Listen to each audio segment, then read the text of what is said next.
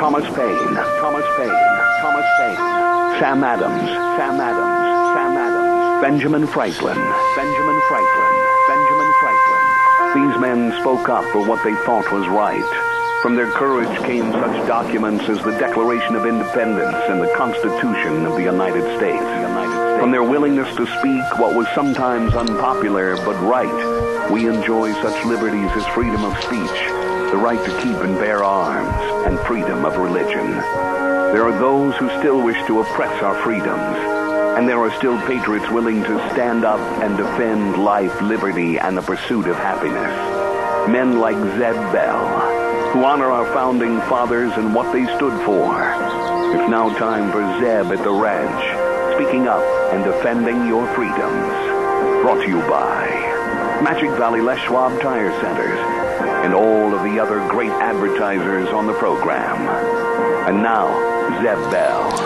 My thanks to Barb Lissow for sending this over, and it makes a lot of sense. When you pray for others, God listens to you and blesses them. And sometimes, when you are safe and happy, remember that someone has prayed for you. Really good. Really good. Good morning, everybody. Zeb at the Ranch. Here comes Kate Smith and God Bless America, followed by a Patriot with our Pledge of Allegiance. Good morning.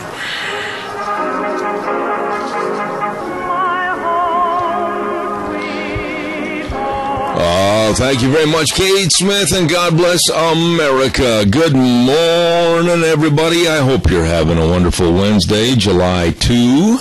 And this is Zeb at the Ranch. I'm Zeb Bell with our major sponsor, our corporate sponsor, your Magic Valley Les Schwab Tire Centers, all 7 locations. And, of course, some of our great advertisers, Lee's Furniture, Floors, and More at 459 Overland in Burley, and Western Waste Services. Always at your disposal. Stop in, get on the route service at 734-6969 Western Waste Services. Let's see which one of us is in a more grumpy mood this morning. I win. Good morning, Gina. I think you do win. Actually, I'm tired, but I'm in a good mood today. Well, now listen, honestly, quickly, did you go down and partake of the goodies on the Rupert Square? I did, and I stopped by, and I visited with George and Donna Mass, and I had a wonderful pulled pork sandwich from the Rupert POW MIA Cook Shack, and then we watched the fireworks. I'll bet that George was beaming like a Cheshire cat when you stopped in there.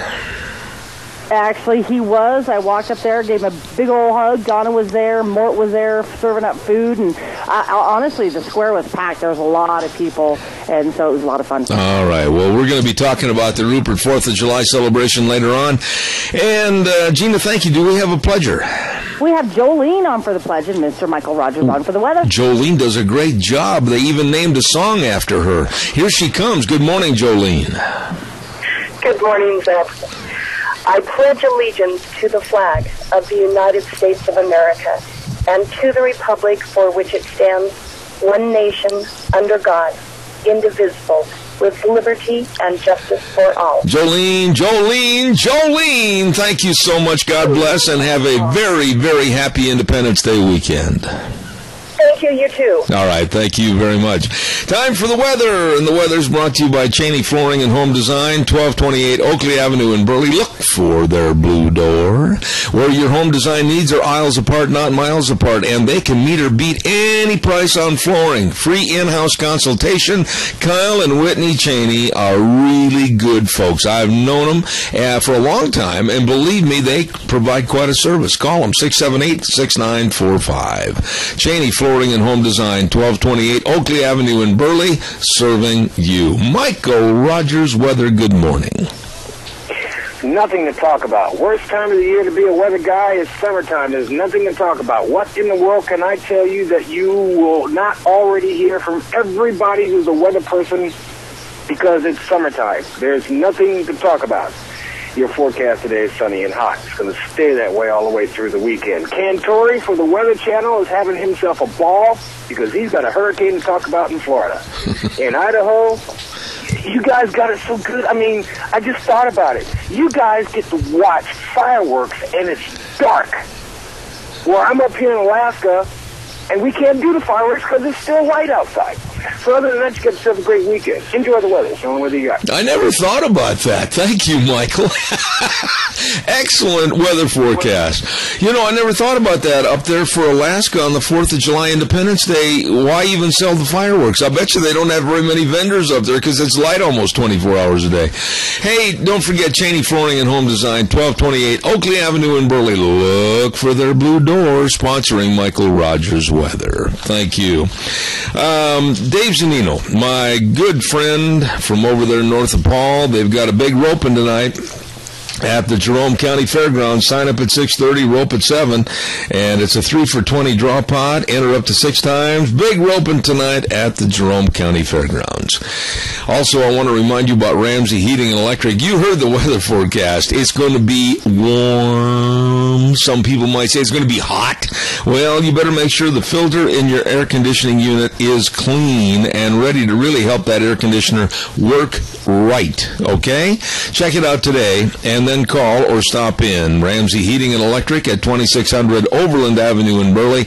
Number to call, they'll have your filter right there on the counter, 678-0459. Ramsey Heating and Electric, where they always provide warm winters and cool summers. Calls are welcome, 436-2244, 1-866-927-4587. Okay, enough. I try to be very amenable to various subjects and subject matter and try to look at it from both sides of the barrel pit, one side of the road to the other. But I've had it with some of the absolutely, there's no other word for it, stupid reporting that's going on about the children, illegal alien children coming into this country. And this morning, and I'm going to blast them because I feel they need blasting, the Times News had an op-ed piece that was very cynical of only one side of the aisle and very stupid because they didn't address a lot of the problems within the problem of illegal aliens coming into this country. And if they're going to write an editorial, they'd better sit down with pen in hand and figure out beforehand all the various problems that need to be addressed regarding immigration reform and our border problems. They did not. And I'm going to discuss that in just a moment. Stay tuned. Ladies and gentlemen, big red, white, and blue sale going on, and the sale is good through tomorrow, July 3rd. Yes, it is. Red, white, and blue sale at Valley White Home and Ranch. Oh, they've got wooden benches. They got one I really would like to have of a bronc rider in the background on the back bench, and it's only $120, regularly $149. They've got Kingsford Original Charcoal, 16.6-pound bag, just $9.99. You can light up the burgers. And, of course, also they've got Rubbermaid water coolers, 5-gallon, just $27.99. All of this at the Red, White, and Blue sale at Valley White Home and Ranch, and that's at 910 South Oneida in Rupert. Steve, Mandy, the whole crew. Red, white, and blue sale at Valleywide Home and Ranch. By the way, too, I want to remind you, Silver State Stampede, Elko, Nevada. Holy bucket of bolts, it's going to be great. Nevada's oldest rodeo, the Silver State Stampede, goes on into Elko, Nevada, July 10, 11, and 12 next week, and it's at the Elko County Fairgrounds. Western trade shows, tri-tip dinners, Old West bronc riding, all kinds of fun. Ring of Fear, oh my, and PRCA rodeo action. You better come on down to Elko, Nevada. Silver State Stampede at the Elko County Fairgrounds. I was watching the news, and I was getting madder by the minute when I watched what was happening down by Marietta, California. And it just absolutely sickens me to think that our buses, are coming up to the border and across the border with hundreds and hundreds and hundreds and now thousands and thousands of illegal alien children. And we the American people, are being blamed, and it's necessitated that we take care of them. It is not our fault. I say stop. right now any and all of these illegal aliens coming into this country, right blatantly on the roadways. Marietta, California citizens said enough. Now they're being criticized by the liberal stupid left. And, oh, you're un-American. Oh, how can you be so cruel to the children? Oh, my goodness, what's the matter with you? No, there's nothing the matter with the people in Marietta, California. The people in Marietta, California have had enough. They can't afford this. They're being under delugement of all these people coming across the border, and they do not have the ways and means and necessary money and clothing and food and resources to take care of them. They can't financially absorb anymore, nor should they. This is asinine. Many of the physicians that are working on these children have gone public, and they shouldn't have, because they were warned by what are called the government brown shirts, people that work for the government, to keep their mouths closed. And one lady in particular said, a counselor said, she absolutely decried the atmosphere in terms of health of these youngsters. She said, I would be talking to children and the lice would be just climbing down from their hair.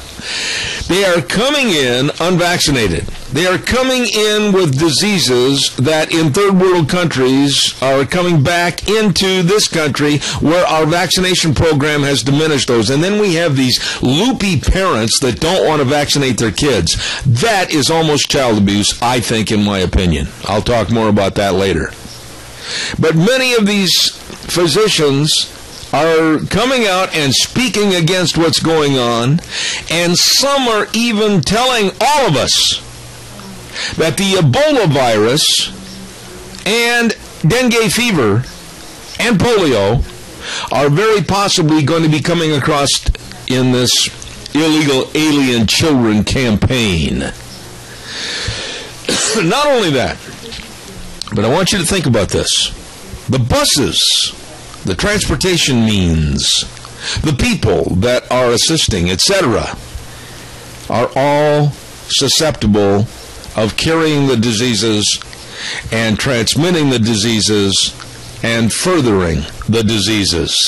Yes, they are. I was listening to a lady at 4:30 this morning, very distraught, wondering, is somebody going into these buses and sanitizing everything? Is somebody going into these holding areas, sanitizing everything? And are we just loading them from one bus onto an airplane, taking them back to New Hampshire or Massachusetts or wherever, or loading them up in the border town of Marietta, California, or over by Nogales, Arizona, or El Paso, or whatever? How are we going to curb this? Nobody knows. Nobody knows. And the Times News editorial, and I hope they're listening this morning because I'm really being critical of them, nowhere in their diatribe against the Republican Party and blaming our state people, whether it's our national people like Crapo Rish or Simpson or Labrador, or whether it's our state people, blaming them for not getting on the bandwagon for immigration reform. But nowhere in this op-ed piece did the Times News have the common sense that God gave a billy goat to talk about closing the border. Nowhere did they talk about the diseases coming into the United States. Nowhere did they talk about what it's doing with the burden of finances on the communities on the border, or how it's going to just absolutely explode the welfare programs. If you're going to write an op-ed piece about how Idaho should lead immigration reform, you better look at all the principal parties and notes that are involved in this subject. They did not. It's a very trashy editorial, and it really bothers me. It really bothers me because they're basically blaming us. The real culprits and the real problem makers of this are the parents and the countries from whence these children come. Why should the United States and us be to blame? Why should they blame partisan politics? Why should they blame anybody here? The blame is on the exporting countries. Maybe they'd better do a better job of governance of their own people. I'm sick of this, and I'm worried about it for the sake of my grandchildren and yours. Calls are welcome, and if you don't want to talk about this subject, boy, I'm telling you, I'm surprised, because this is something that affects all of us. Don't forget our friends at Denny's Restaurant. I'll take your calls. I know they're coming. Denny's Restaurant, 611 Overland in Burley. And the best of a menu. I don't know who was in charge of putting together all these menu items, but unbelievably delicious. Everything. And they really treat you right. They've got the best of service. They've got the best of food. They've got breakfast, lunch, and dinner. And I love breakfast. Wow. Thomas and the rest of the crew at Denny's Restaurant, we have moved our lunch bunch over there, and it's just been phenomenal. They have treated us so well, and such a great hospitality area. I mean, we just love it over there. You will too. Denny's Restaurant. Stop in and enjoy a great meal today. 611 Overland in Burley. Also, I want to tell you about our friends over at Barry Equipment and Rental. Eli's a-coming. They wrote a song about him too. They've got all the Coyote tractors starting at just $15,250. Yeah, 35 horsepower Coyote tractors, and they got a power lease on the new Bobcat skid steers. That's hard to say, Bobcat skid steers. Say that fast 5 times, and the FCC will send you a note. And just $450 a month. And the Doosan loaders, the big Doosan loaders, available for lease at just $2,200 per month. All of this and more through Barry Equipment and Rental on Addison Avenue West in Twin Falls, South Lincoln and Jerome, and the new location at 159 West Highway 30 in Burley. Yeah, buddy, Barry Equipment and Rental. They've got what you're looking for. Good morning, caller. You're on the air. Good morning, Zeb. Yes. Well, I have an answer, but I don't know if it's the right one. But why don't we take every liberal senator and place 5 of these children in their home? Well, that may help a little bit. You know, Keith, we've got a major problem. We have a major problem right now that's being thrust upon us. It is not our problem. Now, you get these do-gooders like Kirsten Powers, Democratic strategists, that want to say that, Keith and Zeb, what's the matter with you? We've got to love the children. We've got to bring them all in here. We've got to take care and nurture them. Keith, wait a minute. Why in the world should our economy, why in the world should our families, why should our businesses, why should our communities, why should they go belly up and go under because of this illegality? I don't understand it, but the one thing that's going to hit the hardest is the senior citizens like you or I. That's true. Who are on Social Security. We paid on it, I don't know how many years since I was a teenager, and I'm sure you did too. Now you're going to bring all these children in, young kids, 4, 5, whatever. They're not even going to become a taxpayer for another 10 years. Yeah, but Keith, it's the follow-up. I'm going to go. It's the follow-up as to who is going to come in, who's going to be basically reconciled by the Border Patrol and the federal government to come in and be allowed to be, quote-unquote, caretakers of the children. We're going to be not seeing just the child. We're going to be seeing maybe the grandparents and the aunts and uncles and the parents and everybody. Oh, yeah, we got to get them in here for the nurturing of the child. And we're going to be seeing not 100,000, we're going to be seeing over 1 million here, 1 million there. It's going to happen. And we have no control over what they're bringing in with them. We are putting ourselves at huge risk for third world country diseases coming back into the United States. And the Times News editorial board's not smart enough to even put that in their editorial. No, they're focused on something else, and they don't want their owners of that great corporate that owns, I think it's Lee Publishing, isn't it, that owns Times News? Yeah, it is a company out of the East Coast, but regardless of who owns it, here's the situation, Keith. All of us, we know, and I'll guarantee you it's going to happen here. There are going to be buses coming up Highway 93 aiming for Twin Falls, Jerome, and points on beyond that with children and or illegals in this mess that we're calling border infiltration. It's absolutely going to happen, and we need to be standing at the borders. We need to be standing at the community outreaches like they do in Marietta, California, and saying, no, enough is enough. And the people in Marietta, California turned back the buses. They would not weaken. There were thugs and punks that represented uniforms down there that wanted to disperse the crowds, and they said, no more people coming into our community. We can't afford it. Well, you know, we know that this is a mistake. The president knows it. Congress, the Senate, everybody else knows it. Why don't we close the gate? You know, this thing here is just going to explode. We've probably just seen the tip of the iceberg. Yes, you're right. You are 100% right. The world is going to come to America because it's free. But the blame does not go on Keith Cottom. The blame does not go on your wife. The blame does not go on me. The blame does not go on Gina. The blame does not go on anybody here in the United States. The blame goes on to the exporting countries of these illegals. The blame goes on to the people that live there. Why are we to blame? I don't know, but a thought came to me that this ISIS, or whatever you call it, they robbed this bank and stole millions and millions of dollars there. Would it be in their best interest to pay for these kids to get to America? Oh, there's so many things that are... We're so frustrated with these that we're going to be a lot easier to take over. Yeah, I tell you something, Keith, this thing, we are in some dangerous times right now, and God bless you for your call. I got to do a commercial break, and I appreciate it. Good to hear from you again, my friend. Thank you so much. You bet. Bye-bye. How in the world can you...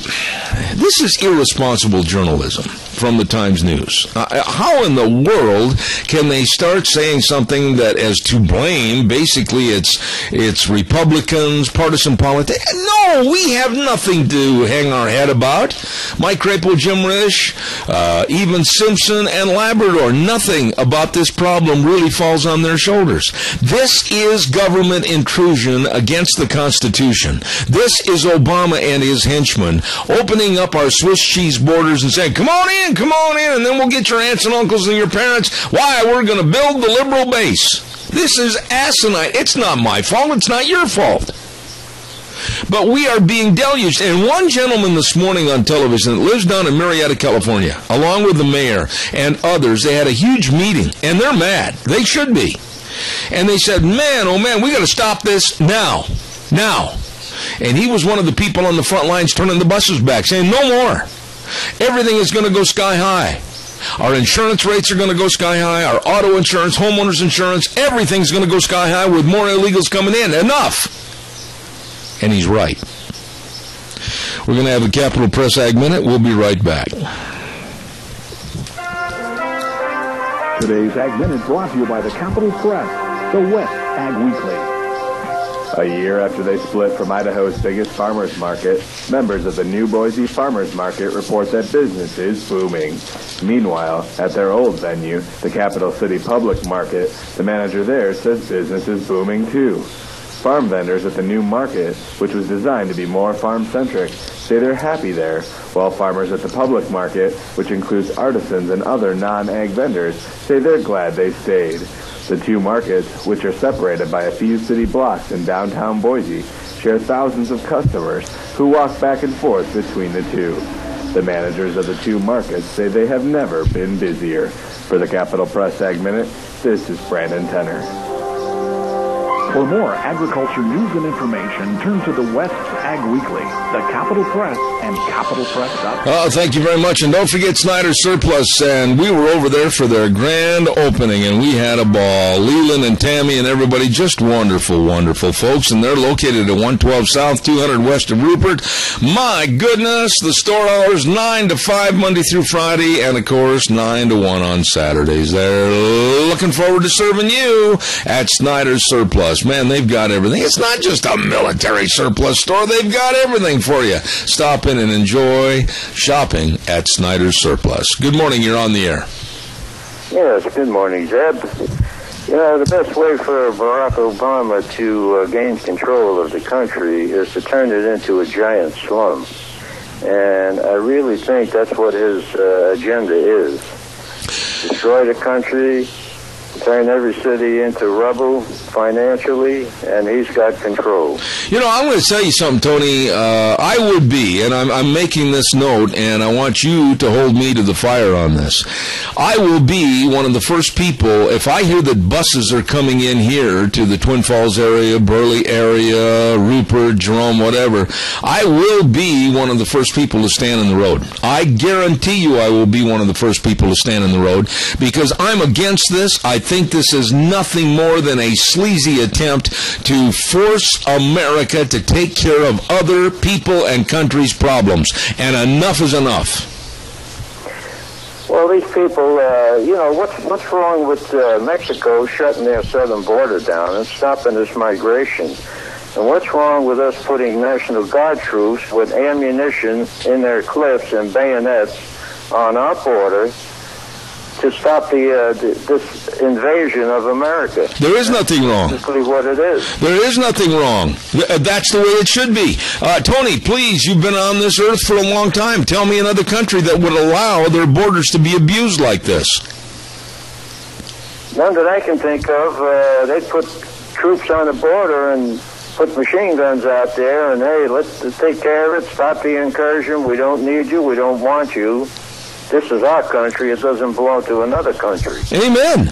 And I just absolutely cannot understand these liberal twits that absolutely have the combined brain power of a bicycle spoke saying that it's your fault and my fault and that we need to take care of these people. No, we don't. No, we can't. We can't afford it, and nor should we.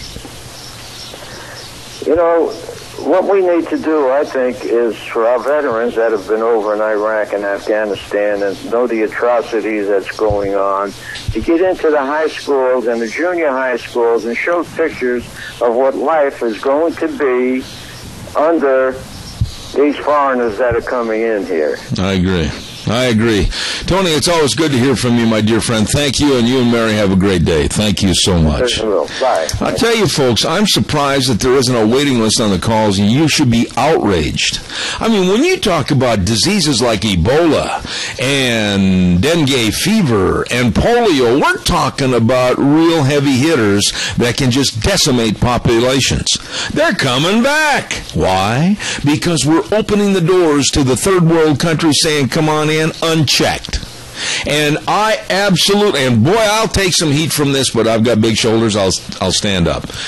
I stand for the people in Marietta, California. I know a lot of people down in that area, and I stand up and salute them for turning back the buses and saying no more. We can't handle this problem, nor should they. Caller, I'll be right with you. Don't go away. Don't forget, coming up on July 15, 16, 17, 18, and 19, oh my goodness, are they going to have fun in Oakley, Idaho at the Pioneer Days. Oakley Pioneer Days for 2014. 2 big nights of 4-cylinder car racing, the bump and rub. Oh yeah, 2 big nights. It's going to be wild on the 15th and 16th, Tuesday and Wednesday. And then, of course, the Gymkhana on Thursday night. Great big rodeo at Oakley on Friday and Saturday, July 18th and 19th. Holy buckets, it's going to be great. Don't forget parades and chuckwagon breakfasts and beef barbecues and all kinds of happenings at the Howells Opera House. Oh, my goodness, great big Pioneer Day parade. All of this under the theme of a flood of blessings at Oakley Pioneer Days, July 15th through the 19th. Good morning, caller. You're on the air. Good morning, Zeb. How are you? I'm upset. I just wanted to, this is the downfall of this country if this situation is not stopped. But I'd like to ask you, what our local representatives and our state and everything, are they saying anything against this or not? It's got to be stopped. All right, now that's a very good point, and I'm going to put the onus on every one of them. I don't care who they are or what area or district they represent.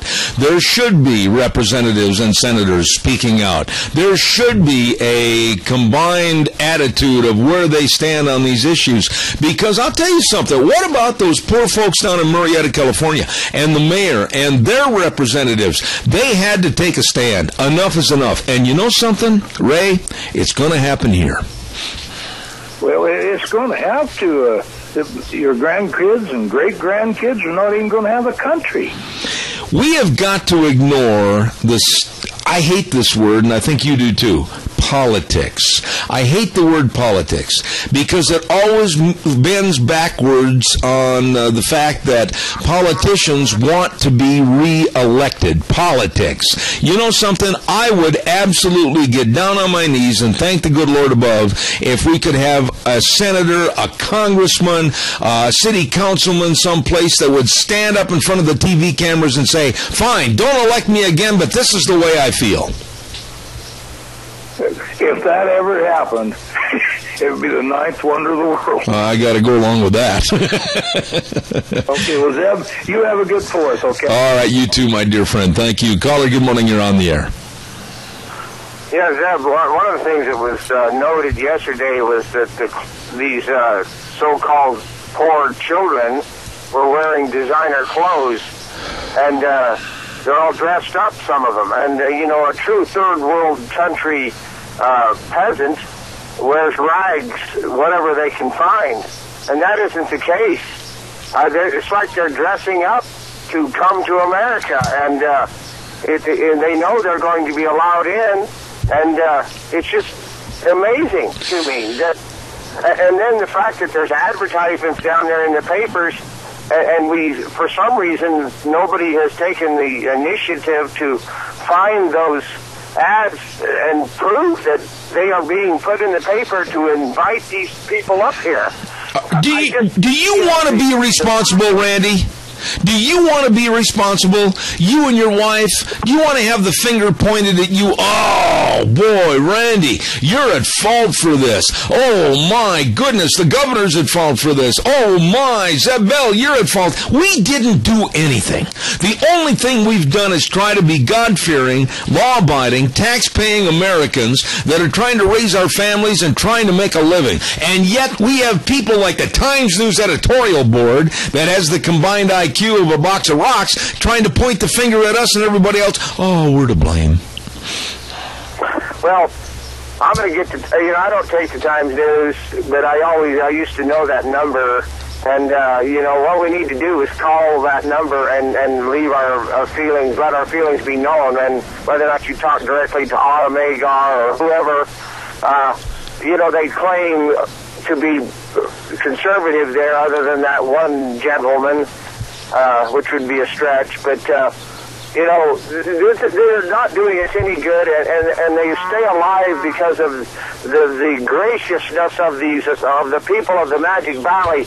I just, it's like they spit in your face, and we let them. How can you write an editorial headlined Idaho should lead immigration reform and not address the issues of no border control, no crackdown on diseases and finding out and where and who and vaccination programs, no mention of what this is doing as a burdening on our economy and our communities, what it's going to do to our welfare programs? How can you write something about us being to blame and not mention those topics? Go ahead, answer that. See, that's exactly right. It's complete propaganda. But unless we stop them, unless we stop all of this, and just like the gentleman who just before me said, is anybody speaking out? Well, like I said, you call back in Crapo, Rish, Simpson, which is a waste of your time, but Labrador, and you want them to be heard. Raise enough hell that you hear them on the national news. I agree. But you do not hear it. I hear Chaffetz and Mike Lee from Utah getting into it, but I could never get these guys from Idaho to do nothing. I can't argue with you at all. Randy, always appreciate your call. I got others waiting. Thank you very much. Caller number 2, stay on the line. I'll be there in 30 seconds. Stand by. Sugar beet farmers, I've got something for you. Introducing Preaxor from BASF, the newest form of chemistry for sugar beets to fight disease and potentially increase yield and sugar content of your sugar beets. Preaxor contains headline and a new compound, Xemium, that also provides excellent control of powdery mildew. As I said, with the application of BASF's Preaxor 45 to 60 days prior to harvest, you have the potential of higher yields, more sugar content in your sugar beets. Contact your local ag chem supplier today, right now, or get a hold of BASF's Ron Ellis at 431-6776 or Tim Perry 844-0682. BASF's Preaxor for your better sugar beets. Good morning, caller. You're on the air. Good morning. Hi, Linda. Hi. We have had some wonderful immigrants from Latin America who've done a great deal for our country. They have made America a better place to live. They're very responsible, very wonderful people. But this whole thing of loading us up with the people that their governments won't care for is a deliberate effort to sabotage us and a very great irresponsibility on the parts of everything south of the border. Linda, you are one of the... A spot in the epistle where St. Paul said, those who don't work don't eat. That's exactly right. Now, Linda, you are one of the greatest Christian ladies that I've known for a long time. But I'm very much offended, and you can feel free and comfortable to chew on me a little bit if you want, if you don't agree with me. I am extremely offended that you and me and others are being blamed for this problem and for our not opening our arms and saying, oh, yes, we'll solve the problem. Linda, you can only do so much. And right now, this country has its boot heels on the edge of the cliff, and a little bit more is going to push us off. Well, yeah, the thing is, it's just so easy for all of this thing of sending children without their parents. This is a horrible abuse, not only of us but of them. Absolutely, absolutely. And that's what it's just the beginning of the wick that's going to lead all of the other family in. I agree. I really think that this is an effort to sabotage us. Linda, as always, it breaks my heart to see this kind of thing. Well, it should. It should break all of our hearts, but then all of a sudden you have to realize, too, it is breaking the Bank of America and Americans, and we can't afford that.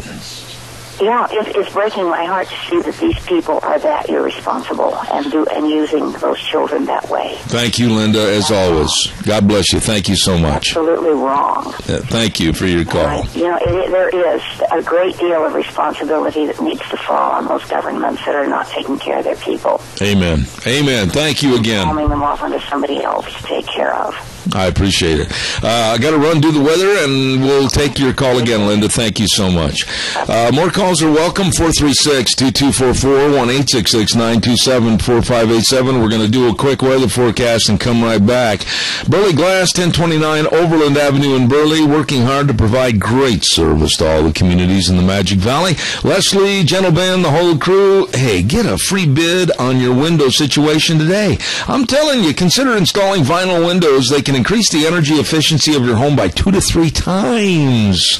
Hey, I'll tell you what, they put windows in my office, absolutely fantastic. Burley Glass, 1029 Overland and Burley. Here now, Michael Rogers weather. Hello, everyone. Michael Rogers from MichaelRogersWeather.com. I don't have a website anymore. I got to share that with you because I have a Facebook fan page that I do all this information. I haven't had a website in 3 years, but that's okay. I just thought I'd share that with you because there really isn't nothing to talk about as far as the weather. The same thing you had yesterday is what you're going to have today. The difference between today versus yesterday is going to be hotter. 97 for the high. I wouldn't be surprised if you hit $102. Other than that, should be sunny and hot all the way through the weekend, so enjoy the weather. It's the only weather you got. Thank you, Michael. Appreciate that. Michael Rogers Weather brought to you this hour by my friends Burley Glass, Gentle Ben, and the crew at 1029 Overland Avenue in Burley. I'm just appalled as to the status of our country today. And the liberal thought that, everything is your fault, and they point the finger at the rest of us. It's always our fault. It's always partisan. Oh, yeah, you have to take care of these kids. You have to come up with the money. You have to come up with the clothing and the food and the care and everything else. Why? Why? Being a humanitarian, and by the way, I would really hesitate out there in Radio Land if you ever point the finger and say, well, what do you do for the community, Zambel? I have raised literally hundreds of thousands of dollars in my career on this radio program for others that are in need, others that live here in our communities and need help. But I draw the line now on trying to be a humanitarian for the world, to come in and take advantage of us, the United States of America, and expect us to be the quick fix, the cure for all of their country's ills. And that's exactly what's happening. We are having these people thrust upon us. And it's kind of like, well, let's just palm them off here. Let's push them in there. This will really hurt America. This is going to really destroy their economy. Chuckle, chuckle. We'll really go after Marietta, California. We'll go after the other border towns. We'll just infiltrate. They'll go broke. We got them. Enough is enough. Enough is enough. Ladies and gentlemen, calls are welcome, 436-2244-186. And boy, when I read these editorials by the Times News, and you ought to read this morning's, go ahead and read it, and you check me out. There is nothing in their finger pointing that has anything to do with border closing, the disease factor, the danger factor. We don't know who these people are. We don't know what they represent. We don't know if they have gangs with MS-13. All about the communities and how they're being burdened financially or the welfare programs. Nothing in there. How can you write an editorial damning and condemning somebody when you don't bring these other points out?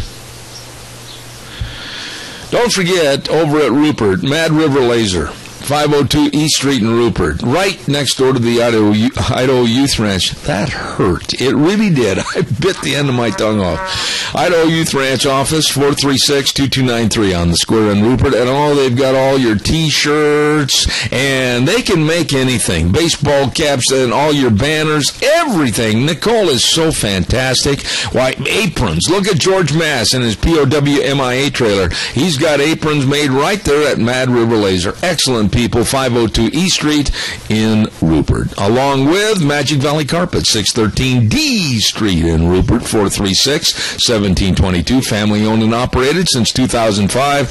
Expert professional installation, over 35 years of experience in all floor coverings, and they have all your floor covering needs. Magic Valley Carpet. There you go. Good morning, caller. You're on the air. Oh, good morning, Zeb. I'm on my cell. I hope you can hear me all right. Listen, my blood is boiling, so I have to say something. I have some comments. I'll hang up and then I'll listen to your rebuttal. Mexico let those children in, and usually they don't let just anybody in. They let them cross their country. I have a solution that would make everybody happy. I think that we should give him a good meal and give him a little backpack with water and a couple of sandwiches and send him back at the Mexican border. And, and say, you can come in here, go back to where you come from and see what Mexico does with them. I've heard some comments on the TV, Fox News, I think. There was one of those ladies I was saying that we are a Christian nation and we're Christian, and of course we need to take care of those children. It's our duty. But they haven't read in the Bible that it says that you have to follow the law of the land. That's right. And yes, you can help them. Don't let them starve. Give them a good meal. Give them a lollipop and send them on their way. And that's all I got to say. No, wait a minute. Don't hang up. You have so succinctly summed up what needs to be done. We cannot be the world's Band-Aid. Does that make sense? We cannot do everything. No, we're just like the Titanic is going to sink. That's right. There's just too many people on board. It's ridiculous. I absolutely love your idea. I love your idea, the way it plays out. I mean, take a nice meal, give them a Happy Meal box, give them a backpack with some extra goodies, and say, there you go, Mexico. You created this problem. Now you take care of them. We've got to turn this thing around because it is not your fault. It is not my fault, and it's not partisan politics' fault in this country. It's other governments taking advantage of us. It is Mexico's fault for letting them in their country and walk across and go, ha, ha, ha, we're going to, stick it, hand it to the Americans and see how they deal with it. Ha, ha, ha. There you go. And thank you very much for your call. I appreciate that. Well, have a good day, and thanks for all you do, then. Thank you very much. The lady summed it up. She summed it up. And, I've got story after story that has been sent to me this morning. I got a pile of stories about this. Quote, healthcare workers in border crisis warned to keep quiet. Why? And we've got people in Marietta, California. No, you're not coming in. We can't afford it anymore. We're going broke in our border community. We cannot help you anymore. We have got to look out for us. Caller, good morning. You're on the air. Yes, I'm calling back. This is just one more thing. That lady said her blood was boiling, and I said, God, I'm right in there with you. The First Lady of Honduras is going to come to America to make sure that her people are being treated correctly. Well, why the hell didn't you do that down there, sweetheart? Why didn't you take care of them when they were in your country? The arrogance, the hypocrisy, and we stand here, not all of us, but some of us, and just act like it doesn't matter. Randy, outrage should be... Like this lady said, her blood was boiling. Yeah, you just said something. You just said something that needs to be repeated and emphasized. The people of these foreign countries, how dare they? I mean, really, Randy, when you think about the crust, C-R-U-S-T, crust that it takes for some leader of a foreign country to call us up and say, hey, United States, you better be taking care of our illegal aliens that are crossing your border. You better do a good job. That takes a lot of crust. And you know what? I wished I could get the call. I wished I'd have her call me if I were in one of those offices and say, you know something, lady, why don't you just jump in your little Volkswagen and push yourself up to the border and you bring your checkbook because we're sending them home and you pay the freight. Well, that's exactly right. The fact that the arrogance and the tolerance. We sit here and with our legs crossed or tail between our legs. Where are the Republican leadership standing up? Where's Mitch McConnell? Where the hell are any of these? Yeah, but wait a minute. No, I'm going to argue with you there.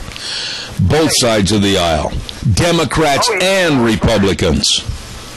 Yeah, well, I just expect that the Democrats are for it. The Republicans at least ought to stand up and say something. Yep. But I don't know what it is. The culture back there, the environment of D.C. is mentally ill, I believe. Well, and then you've got totally different. Then you've got a culture or a mindset at a now very liberal newspaper right here in southern Idaho, the Times News, that when they write an article, they manage to omit, I think on purpose, many of the items and highlights that should have been included in the story. You can't blame people here in the United States for what is being thrust upon us by other countries. How dare they do that? Well, it's been encouraged by the leadership of our country, the administration, and then the other countries are taking advantage of it. And just like Tony says, he says the intent is to take this country down to its knees. And then, of course, I guess you rape and pillage and steal your way through the country until there's nothing left. And I guess we'll all be standing here starving to death. Randy, thank you as always. I appreciate it. Thanks. You bet. Calls welcome 436-2244, 1-866-927-4587. Don't forget our friends at your Magic Valley Les Schwab Tire Centers, all 7 locations serving you the best tire value promise in the industry. And I'm telling you the best in brake service. And I'm also going to mention the best in front end alignments. You don't want to be going over this way and going over that way when you want to go over this way. Well, I'll tell you what, they can help you the best in shocks and struts, and of course the best in batteries, and of course they've got all the custom wheels that dress up your four-wheeled wonder. I'll tell you, they provide the best in service. And always the best in tires, you know that, at your Magic Valley Les Schwab Tire Centers with Lane and Rupert, Dave on Blue Lakes and Twin, Mike and Buell, Mike and Jerome, the Twist family and Paul, John on Poline and Twin Falls, and Randy on Overland and Burley, your Magic Valley Les Schwab Tire Centers. Real quick call, 1 minute left. Go. Good morning. I was thinking, as Christians, we have been counseled to lift the heavy hands that hang down. But we need to have strength in order to do that, and you can't lift yourself if you're standing in a bucket, and we're in a big bucket right now. Your boy, that was so well said. Thank you so much for your comment this morning. God bless you. I mean that. Thank you. God bless you. That was well stated. You know, it's going to get to the point, and that lady hit it right on the head, that we won't be able to even help ourselves. We're being torn apart, fragmented. We're being just absolutely turned into Swiss cheese. Here, you pay this. Here, you pay that. Here, you absorb that. No, we can't. Not anymore. And it's about time, like the people in Marietta, California, they stood in front of the buses and they said, nope, no, you're not coming in. They turned them back. As well we should too. It's going to happen all across this country.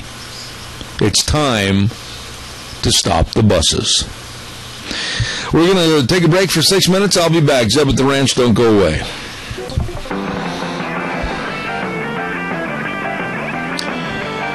Oh, welcome back. Hour number 2. Zeb at the Ranch on July 2, as a matter of fact. And we're brought to you by our major sponsor, your Magic Valley Les Schwab Tire Centers, all 7 locations serving you. And some of our great advertisers, including Lee's Furniture, Floors, and More at 459 Overland and Burley, and our friends at Western Waste Services. From the canyons of the Snake River and all of southern Idaho, we're always at your disposal. Western Waste Services, we care about our community, our resources, and inspiration. Western Waste Services is lending a hand, always at your disposal. Western Waste Services. They are always at your disposal, and I got to tell you, folks, we've been so happy right here at Zeb at the Ranch, being on their route service, coming by every week to pick up our garbage right on time. They're great, big, fancy trucks, and they do a wonderful job. Please get on the route service today. Call them, and your garbage is gone. 734-6969. That's the number to call. Always at your disposal, Western Waste Services. Ladies and gentlemen, every Thursday tomorrow at 9:12, we will have Gardening for Idiots. It's a program, yes, it's true, named after me. I'm not the world's best gardener, but Vicky's Country Garden sponsors that segment at 9:12 right here on Zeb at the Ranch. And Vicky's Country Garden for all your gardening needs, all your landscaping needs, everything. 185 South, 600 West of Paul. Number to call, 438-5663.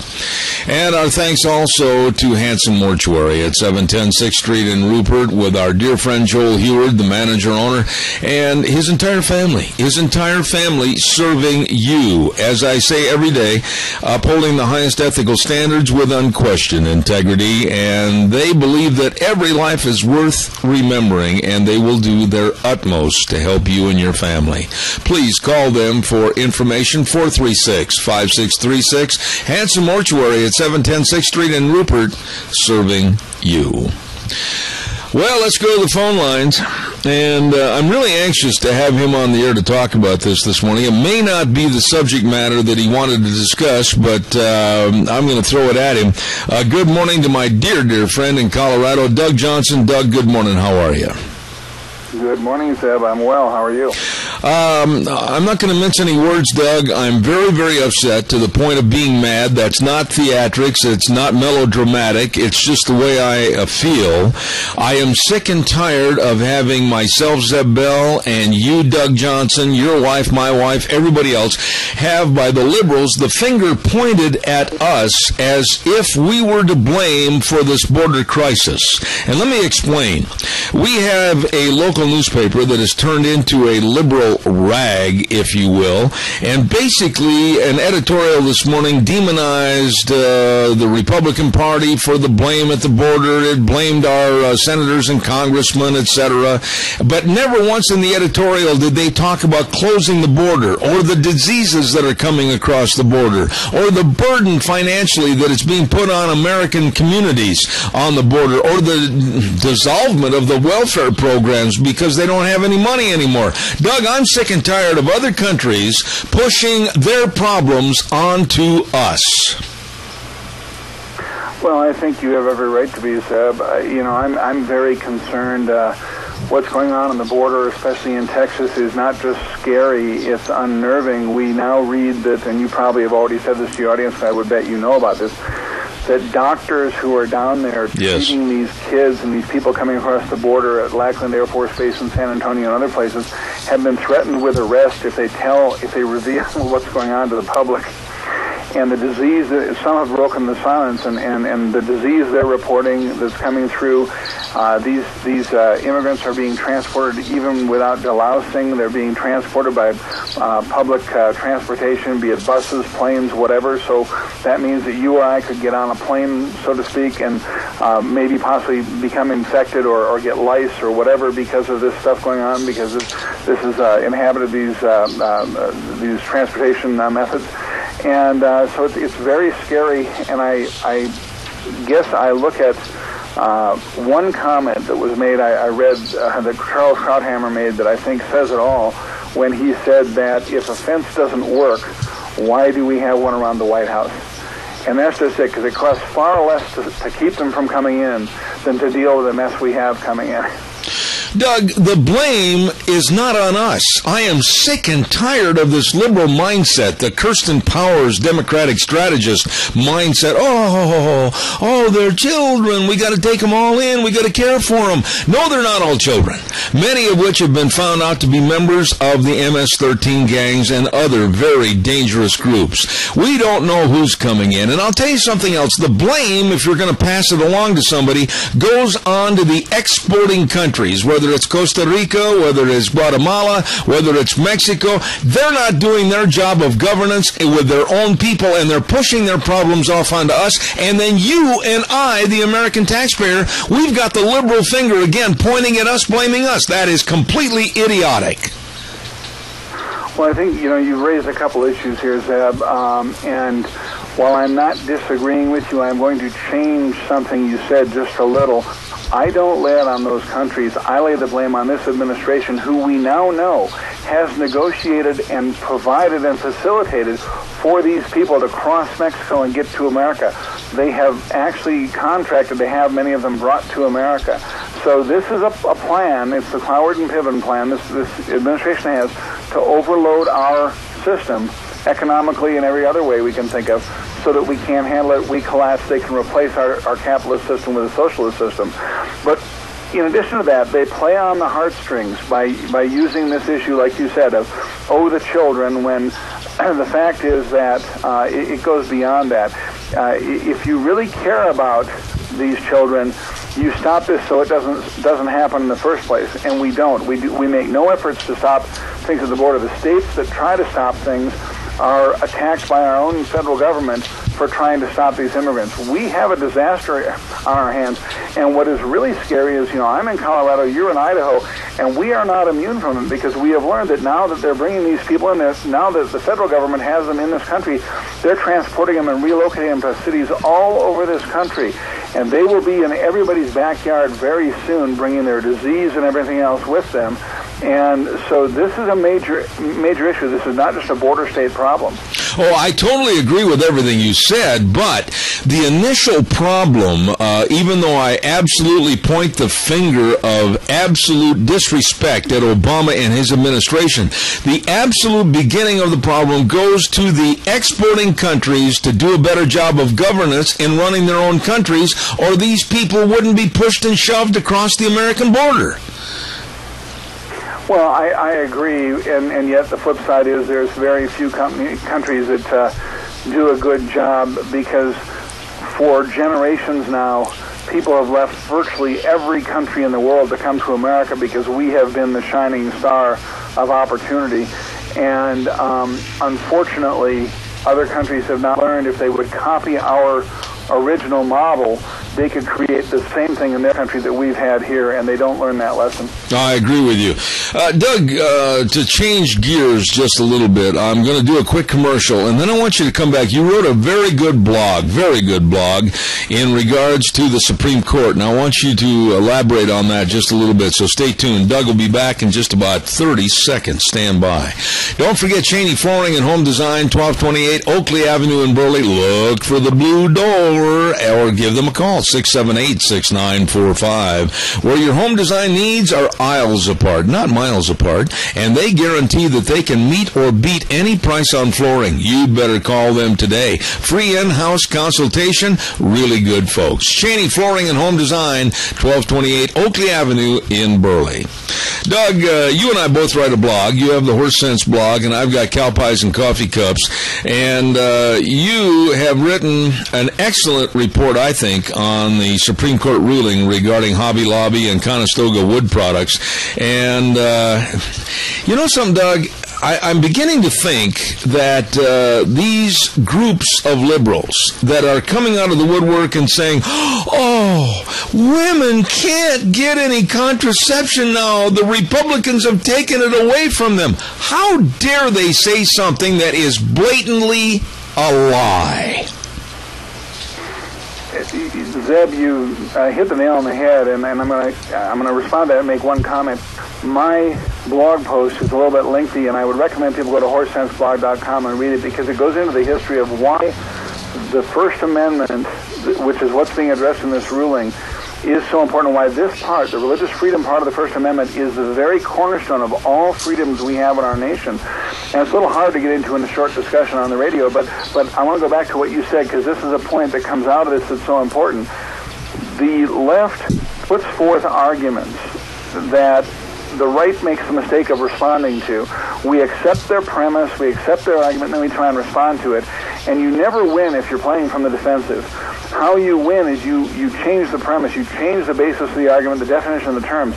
So, for example, when the left comes out and says, this is a women's health issue, this is about health care, the response should not be, well, Hobby Lobby covered 16 out of the 20 required birth control methods. That's not the answer. The answer is those other 4 pills are abortifacients. They are abortion-inducing drugs. They kill babies in the womb. That's right. That baby has been conceived, it is killed. It is not birth control, it is murder. And this is not about a woman's right to health care. This is about a child's right to live. And we need to be very assertive and very aggressive and, frankly, very in their face about it, because they try to define the argument in terms that people will buy. And the terms are wrong, and we are wrong to accept their terms. We need to be in their face and not accept those terms. Well, and I'll tell you something, that I'm really going to hold her feet to the fire, as she needs to have her feet held to the fire, and that's Hillary Clinton. She came out yesterday with 2 or 3 different statements that were blatant lies. I don't care if there's Democrats in the audience that are offended by that. Hillary Clinton lied about birth control and about this ruling by the Supreme Court. And I'm sick and tired of the liberal left taking and twisting things and making fraudulent statements like, oh, the Republicans took away the women's right to birth control. Wait a minute. Doug, for $10 a month they can go buy their own. Why should everybody have to pay it for them? Well, that's true, and we have to remember, too, that they did not strike down this mandate. They gave the exception based on these 4 abortifacient drugs that for religious beliefs that closely held companies could then opt out. that does not take away a woman's right to it. And nobody said women can't go buy the other birth control pills. That's right. Or even these. So I'm sure that what will happen is the administration is going to go ahead and make it available at the cost of the taxpayers. We already pay $540 million a year of taxpayer money to Planned Parenthood to support abortion. So we got to support more of it with taxpayer money. It's all an outrage, and this is a real hot button for me, Zeb, because the left, as you say, they lie about it.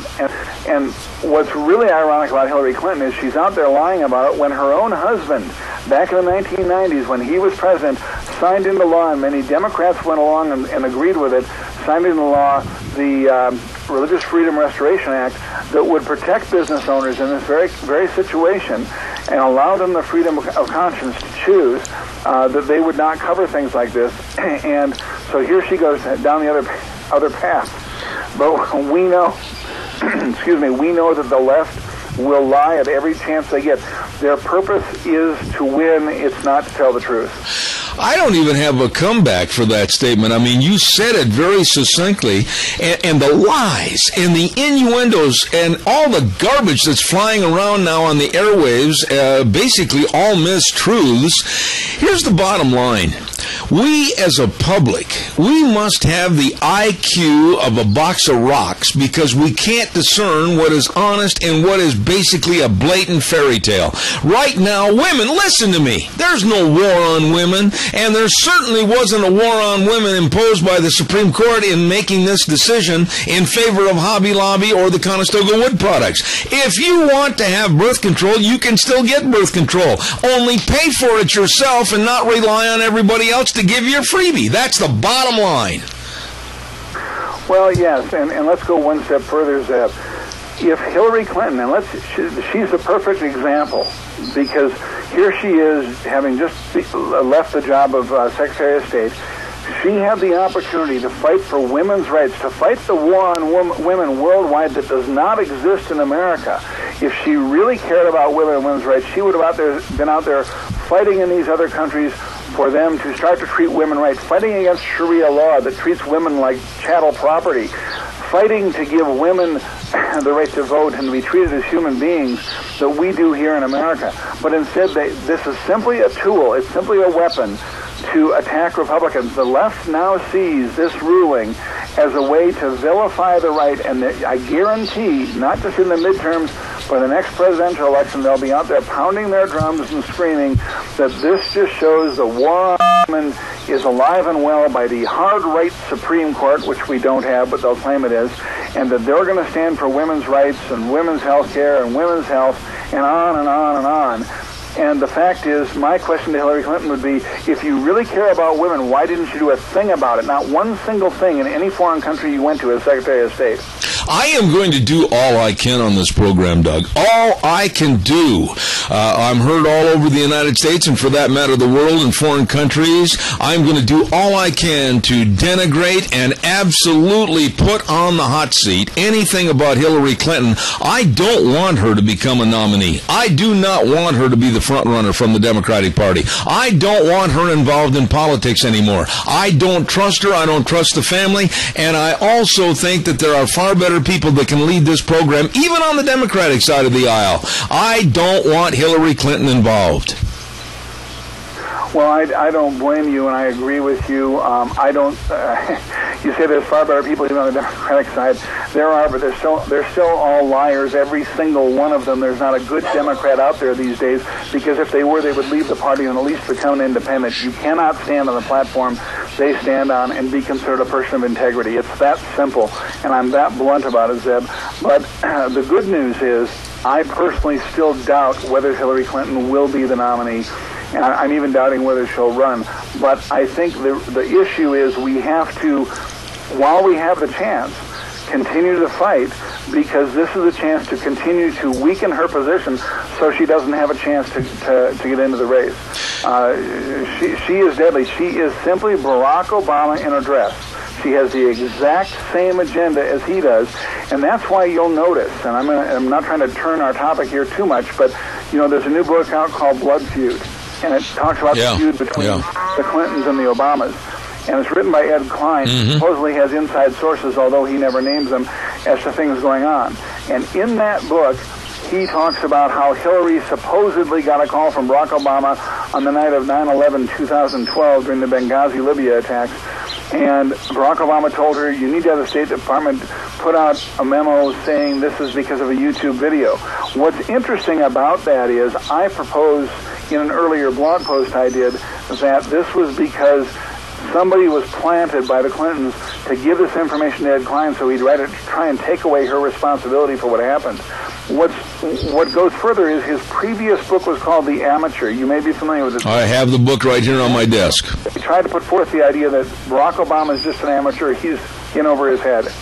I believe the left has given him information unbeknownst to him that is false to try and paint a different narrative. The Clintons, if Hillary is to run for office, she will embrace Barack Obama's entire agenda, but she can't say that because right now it's not popular with the public. So instead of attacking the agenda, they paint a picture of him as being incompetent instead of the fact that he's actually achieving what the goals of the progressives are and the same goals she has. So they try and make it look like he's incompetent, but she'd do a good job instead of attacking his positions, which is what really matters.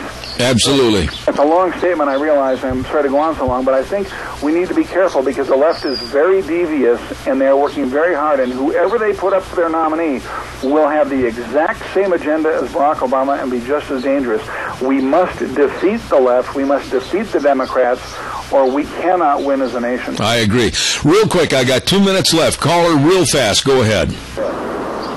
Well, since the United Nations came on, there's been an attack on our country economically, morally, and to bring us down, whether it's the children at the border situation or the birth control situation, doesn't make any difference. You know, our country's being destroyed at all levels, you know, and with the trade agreements, NAFTA, and some new ones that are being proposed, everything, I'd like him to comment, everything is being geared so that we become a third world country and that we can merge into the United Nations third world countries. All right. Comment about that. I will. Thank you very much. Doug, real quick, I got a minute left.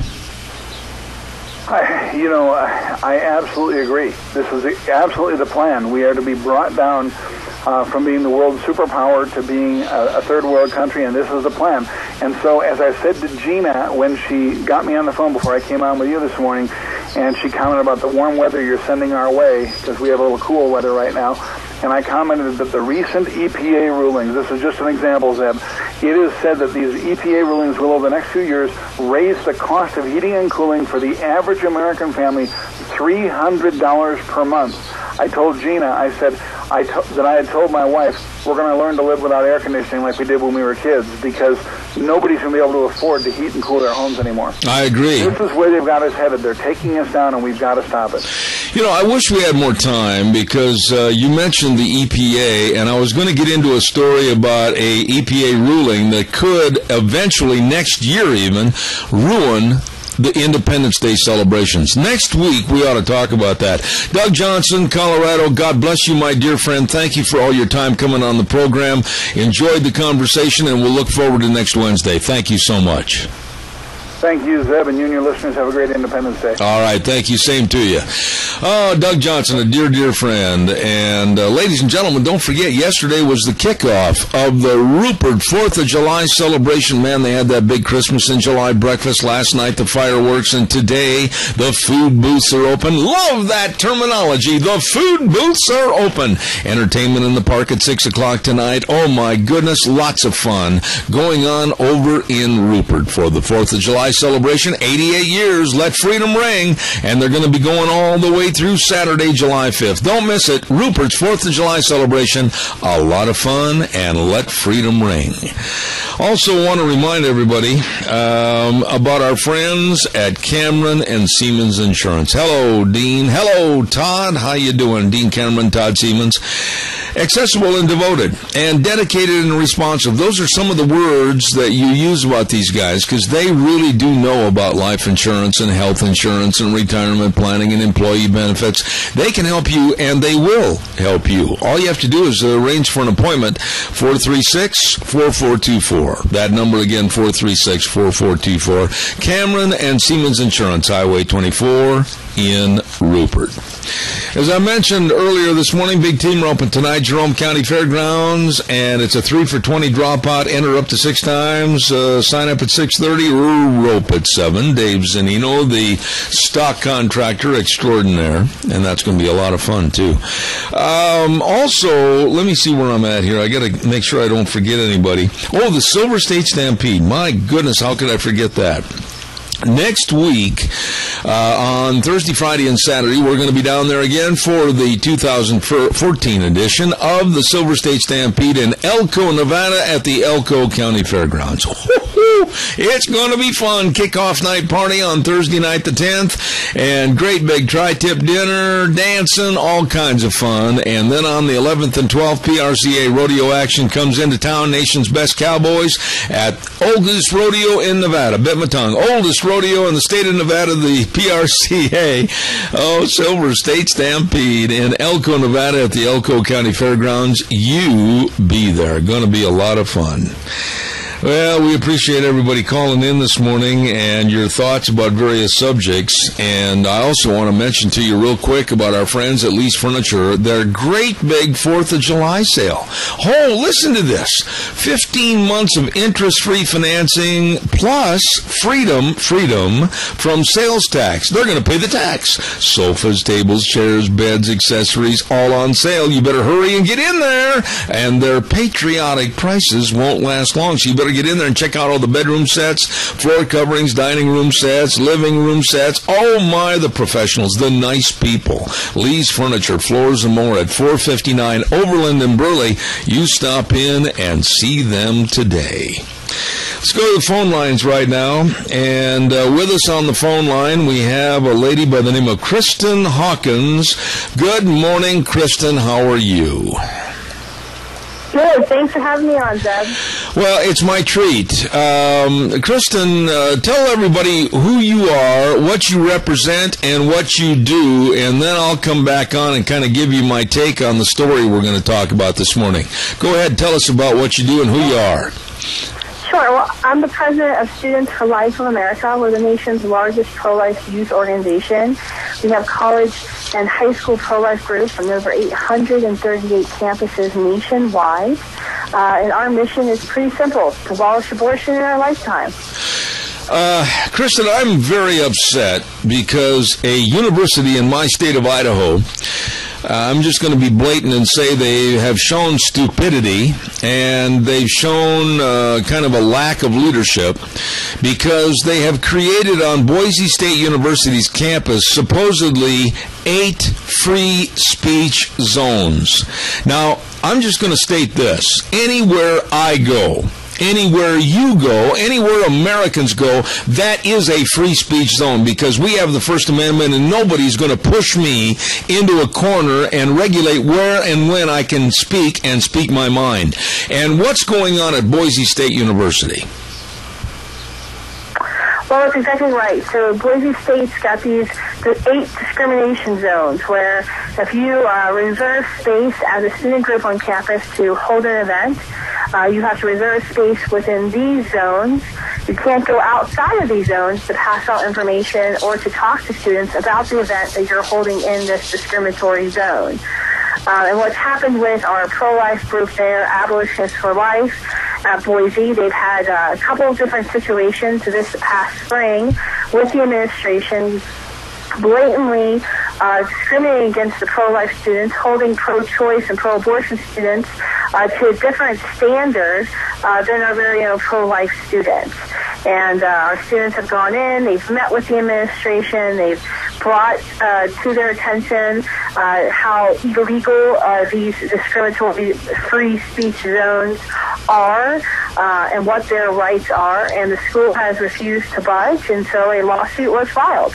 All right, now wait a minute. Let's take this one step at a time. They went in and they talked to the college or the university administration at Boise State University, and they said, hey, wait a minute. Other schools and other communities have tried to impose free speech zones, and they're illegal. They've got tipped up on their head through the court system, and yet Boise State University isn't smart enough or understands enough that they can't do this? Unfortunately, yes. Pro-life students, when we train our student groups and we work with our pro-life students, the number one thing we always tell them is to do everything above board. Make sure you adhere to the policies of the school. Make sure you fill out all your paperwork, dot all your I's, cross all your T's, because as pro-life students, we expect that in many of these schools, administrators do not favor our views and will hold us to a different standard. But here in this case, Abolitionists for Life has permission to host an event. They were put into one of these discriminatory free speech zones. Pro-abortion people came out. They did not have to stand in a free speech zone to express their displeasure with our pro-life students and to protest our pro-life students. They could stand anywhere on campus, but our students were allowed to move outside of their zone, weren't allowed to pass out information. At the beginning of the first display, they were told they didn't have to, they could go ahead, put up their signs. They were showing images of abortion victims. The second time this display happened, they were forced to put up warning images, basically telling people don't come near here because you're going to have to think about something that's difficult and that you don't want to have to think about. And it's shocking on a college campus that you're having this, because college is a time where you're supposed to have these discussions about abortion. You're supposed to think about hard things. You're supposed to shape your opinions and beliefs. So that's exactly what you're supposed to be doing on college campuses, is challenging your beliefs. And this is contrary to what the school's policies are right now. Let me ask you, Kristen, what has been, I don't know if you've been on the campus, I don't know if you've met with some of the hierarchy, but from the students that have, what's been the general demeanor of the university? Have they been rude? Have they been basically, this is the way it's going to be, or the highway attitude? What's been the demeanor of the university? Well, actually, I was on the university the day we were there filming a video, the day our Students for Life group was discriminated against the second time. I had flown in for this event, and we ended up having to hurry up and move it inside because of these speech zones. The attitude we got from the administration is similar to what we've seen in other schools, where it's this, go talk to this person. Oh, you talked to that person, now go to this person. Oh, you need to fill out this piece of paperwork. Now fill out this piece of paperwork. Well, the guidelines are not clear, and there's not one person where you can say, this is the person to assign blame to. These are wishy-washy policies, and what they do is they allow the administrators to insert their personal preference by not having the policy clearly stated. This is what can happen when you hold an event on campus. This is where you have to be. They make these policies purposely vague so they can do stuff like this. And if students aren't aware of their constitutional rights, they can be turned down, and they can let something like this slide. Where in this case, with our pro students, we know what our rights are, and we know these discriminatory zones have been struck down state after state after state. Because, like you said at the beginning, this is a state university. You are paying for this university. Therefore, the entire university is a free speech zone. Well, now, Kristen, let me ask you also, in conjunction with this problem of the university acting in a very, very, not very thoughtful or not very well-educated manner in trying to establish free speech zones, which is unconstitutional, I noticed that the Alliance Defending Freedom, with some friends of mine, Kevin Theriault and David Hacker, are getting involved. And can you tell us what you want to see happen? Are you going to do a little arm twisting against the university, Boise State University, and can I possibly help? Well, what we could use help on is people are calling the university now, asking them why they discriminated against the pro-life group, and telling them, change your policies. Make sure your policies are aligned with the U.S. Constitution. So that's something very easy. We had to file a lawsuit in this case because we want the university to change its policy. But they can do this on their own. They don't have to go through all these court proceedings. They can do this now, and it can be fixed by the time the freshmen come back in the fall. Okay, what would happen, and let me play bad guy here for a minute, What would happen if all of a sudden your group said, no, we're not going to fill out any more paperwork. No, we're not going to jump through any more hoops. We have the rights as citizens of this United States, and they're all free speech zones. We're going to do it our way. Would the university come in and arrest you? I don't think so. I think, if the Students for Life group and the Boise or other schools would not follow the policies of the school, that would just go on and do a protest, a spontaneous speech event is what they call it, you would see there would be a lot of legal issues that happen there. The police would be called, campus security would be called, there could be arrests. I mean, we have to fight the arrest later down the line. But, this happens a lot on college campuses where you have something that happens nationally or across the oceans in Europe or different continents, and, you have a spontaneous event. Spontaneous free speech should be allowed. My point is that I think, and you can jump in and tell me I'm dead wrong on this, but I think we're at a tipping point in this country right now that if we don't stand up for our rights, if we don't stand up for our Constitution, if we don't stand up for the freedoms that have been afforded us and won to us by our forefathers, our brothers and sisters, aunts and uncles and parents, we are going to go under. And I think, honestly, if arrests need to be made, if a poignant statement needs to be made to the university by your group or any group that feels like they're being inhibited on free speech, then it should be done. And I advocate that we need to start tipping things back over towards the Constitution, not away from it. Well, I think you're making a great point. Is that if it's time for Americans, no matter if you're, politically left or politically right, to stand up for your rights, and not to be taken aback when these discriminatory amendments come up on the campuses that don't allow you to express your freedom of speech. It's very, very important that every American stand for the rights, and that's what we do at Students for Life all the time. Is we're teaching the students, these are your rights. These are the rights you should be standing up for. Here's how you stand up for your rights. And here, by the way, we have attorneys who are going to help you stand up for your rights.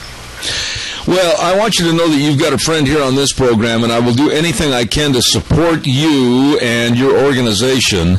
And also, like I mentioned a moment ago, with my friends Kevin Theriault and David Hacker with Alliance Defending Freedom, I'm going to get a hold of them, and I know Kevin very well. He's been on my program numerous times, and I'm going to offer any and all support. But I also am going to put the kind of the onus on you to send me some of the names of the people in charge of at Boise State University. I am going to call them, and I'm going to ask them to come on this program and defend their backward stance against the Constitution. That would be great. I can certainly do that. I'll look forward to it. What do you hope to achieve now that this has come to a push-to-shove situation?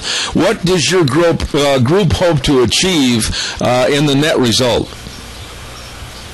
We want to achieve a victory. We want to see these unconstitutional zones struck down. We want free speech to be restored at Boise State University. And then we're going to go and we're going to propose this nationally and say, if your school is like Boise State, you need to call us. We are going to strip away these unconstitutional free speech zones. Well, of course, we're going to be in a couple of days celebrating Independence Day 2014, the 4th of July, and all that it stands for, and this could not be on at a better time.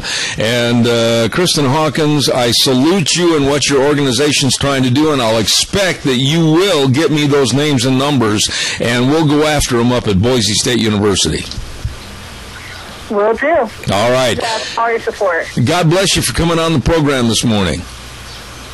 God bless. All right. Thank you very much. Kristen Hawkins, can you imagine? I'm an old buckaroo cowboy type, but I don't like anybody telling me I can't do something or something is illegal or whatever when it's against the Constitution and it's against my legal rights.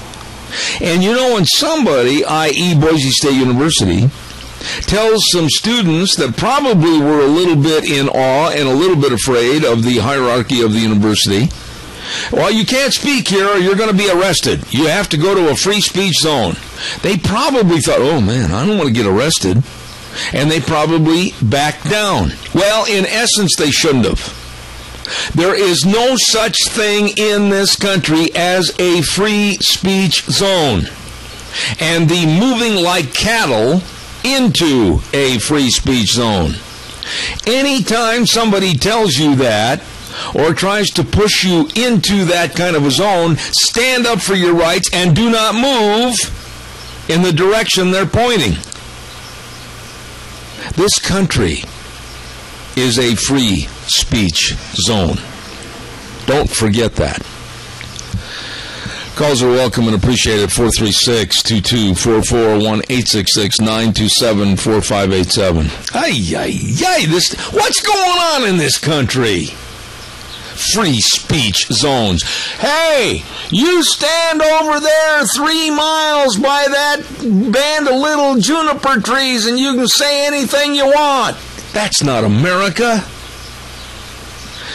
Let's ride. Highway 24 between Rupert and Burley, open Monday through Saturday 9 to 6, and they can serve you with where the fun is sold. All the ATVs. We went up ATVing yesterday afternoon for about an hour and a half, 2 hours.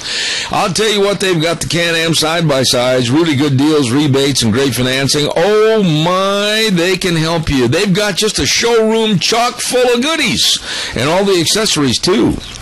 And besides that, they got a service department that is the best. Brad and the rest of those guys over there, oh my, they can fix anything.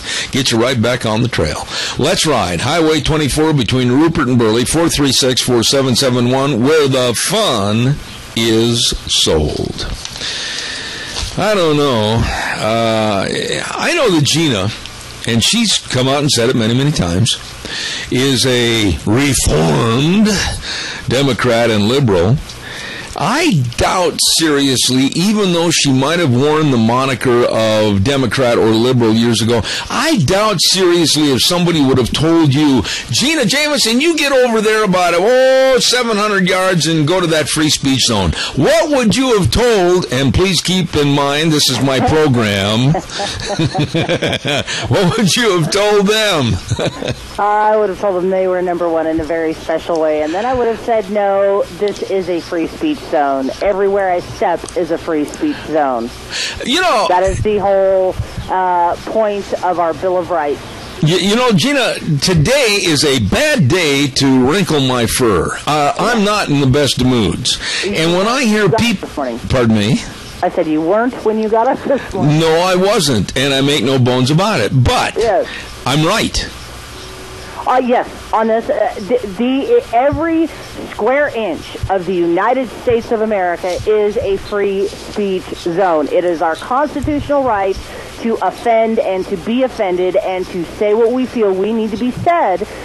It doesn't matter which side of the aisle you're on. You have the right to say what you want to say anywhere you want to say it. You know, and here's the situation. I will bet you money, and this is what happened, and I think you'll agree with me on this. Here are some 19 and 20-year-old, maybe 21-year-old girls and guys together in this organization, and they went through all the hoops. They thought they did things properly, and then all of a sudden the university comes up and says, you know, if you stand here and talk about this subject and you don't go to what we consider now free speech zones, we will have you arrested and removed from campus. Well, the first impulse is, and I'll bet money on this, they had fear go right through their entire body that they would be subjected to possibly being expelled from the university. And they did what the university told them to do without asking any questions. Whereupon, hindsight, they should have stood there and said, bring them on. Bring on the Gestapo, because we're not leaving. Our Constitution says this is a free speech zone. Exactly. There was years ago when I was going to school up at the University of Idaho, they had a pro-life group come in, and it was just kind of a silent demonstration, a silent little thing that they had where they had pictures, huge posters of aborted unborn babies. And but they didn't want to offend the student body. At least the administration didn't want this group to offend the student body. So what they said is you can line up here, which was right outside of the Student Commons building, which basically the main avenue right there in the middle of campus. But they told this group, You can say what you need to say.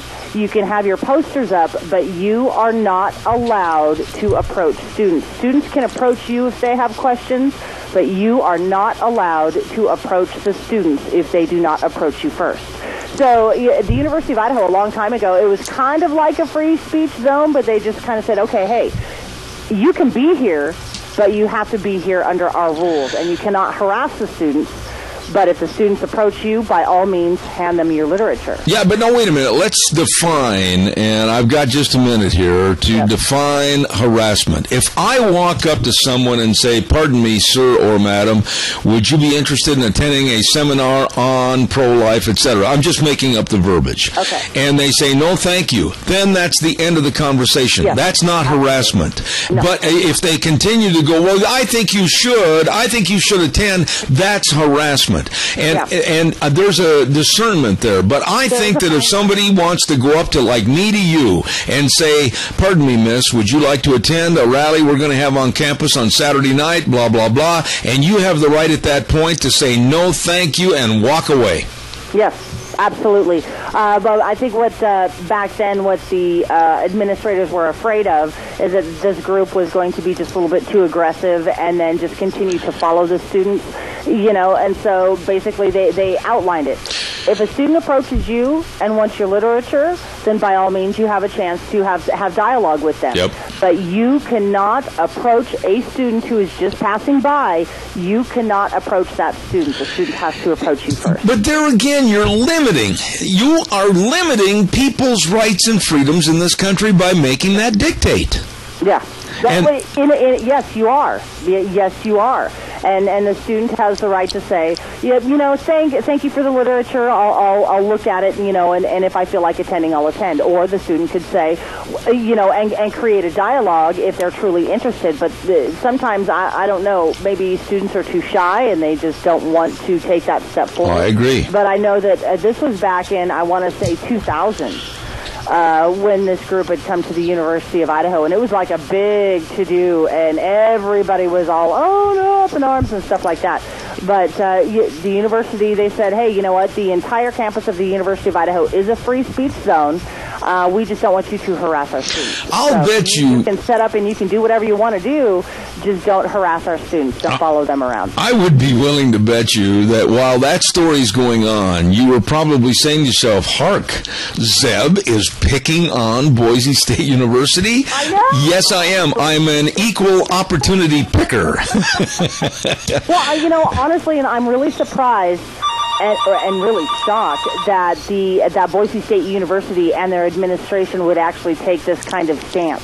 I am honestly floored. Well, and what I'm going to do, and I'm going to hold true, if that girl, Kristen Hawkins, will provide me the information, I will call the powers that be at Boise State University. If they shun... The president's office?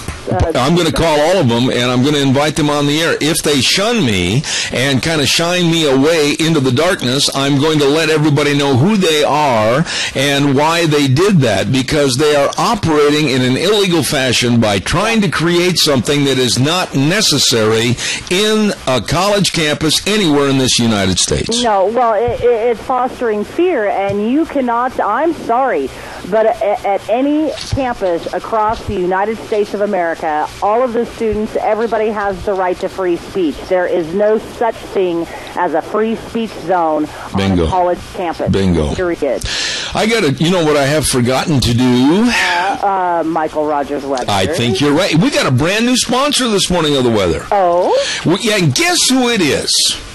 It is my old buddy, I refer to the word old buddy, Reese Widmeyer at Sportsman's Warehouse, 1940 Bridgeview Boulevard in Twin Falls.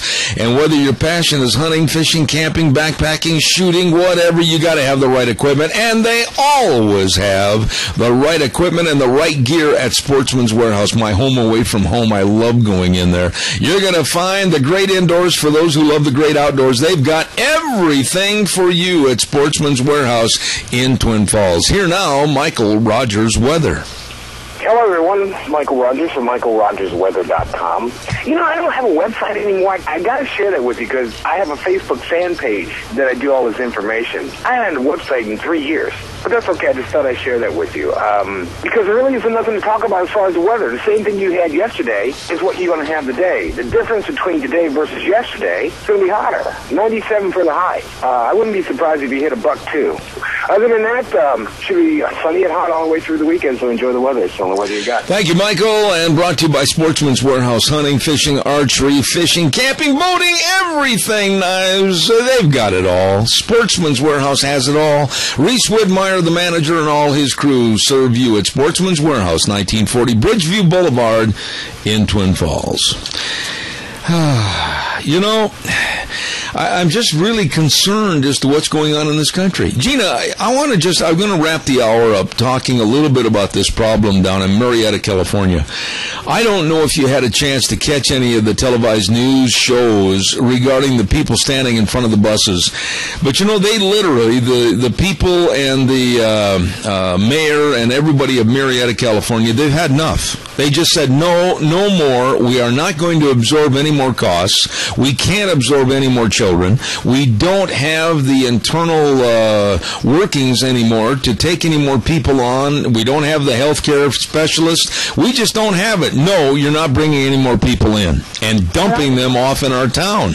And good for them. Absolutely.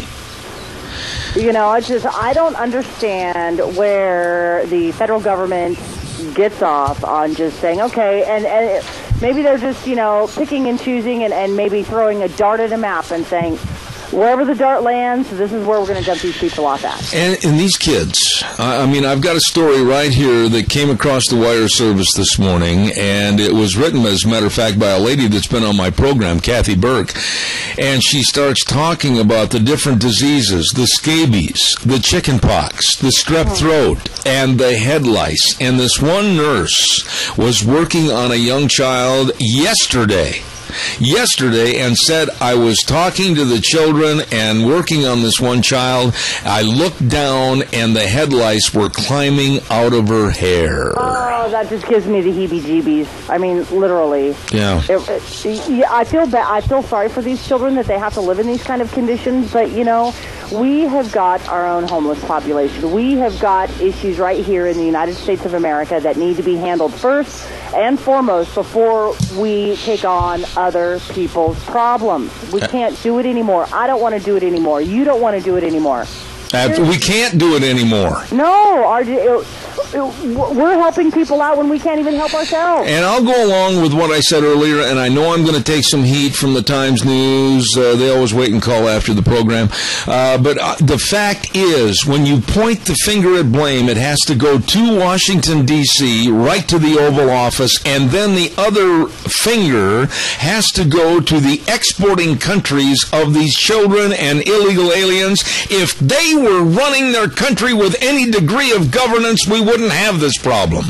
Exactly. And I'm reading this news story, and this is put up by the Huffington Post, that a lot of these were coming out of Guatemala, El Salvador, and Honduras. Absolutely. And also what I heard is that these people are coming up on what they call death trains. Yeah. And everybody, they're like, look, okay, hey, you know what, hop onto these trains if you want to go to the U.S., and Mexico is basically saying, okay, you can go through, but you can't stay. You got to go completely through. Amen. If you fall off, you fall off. Amen.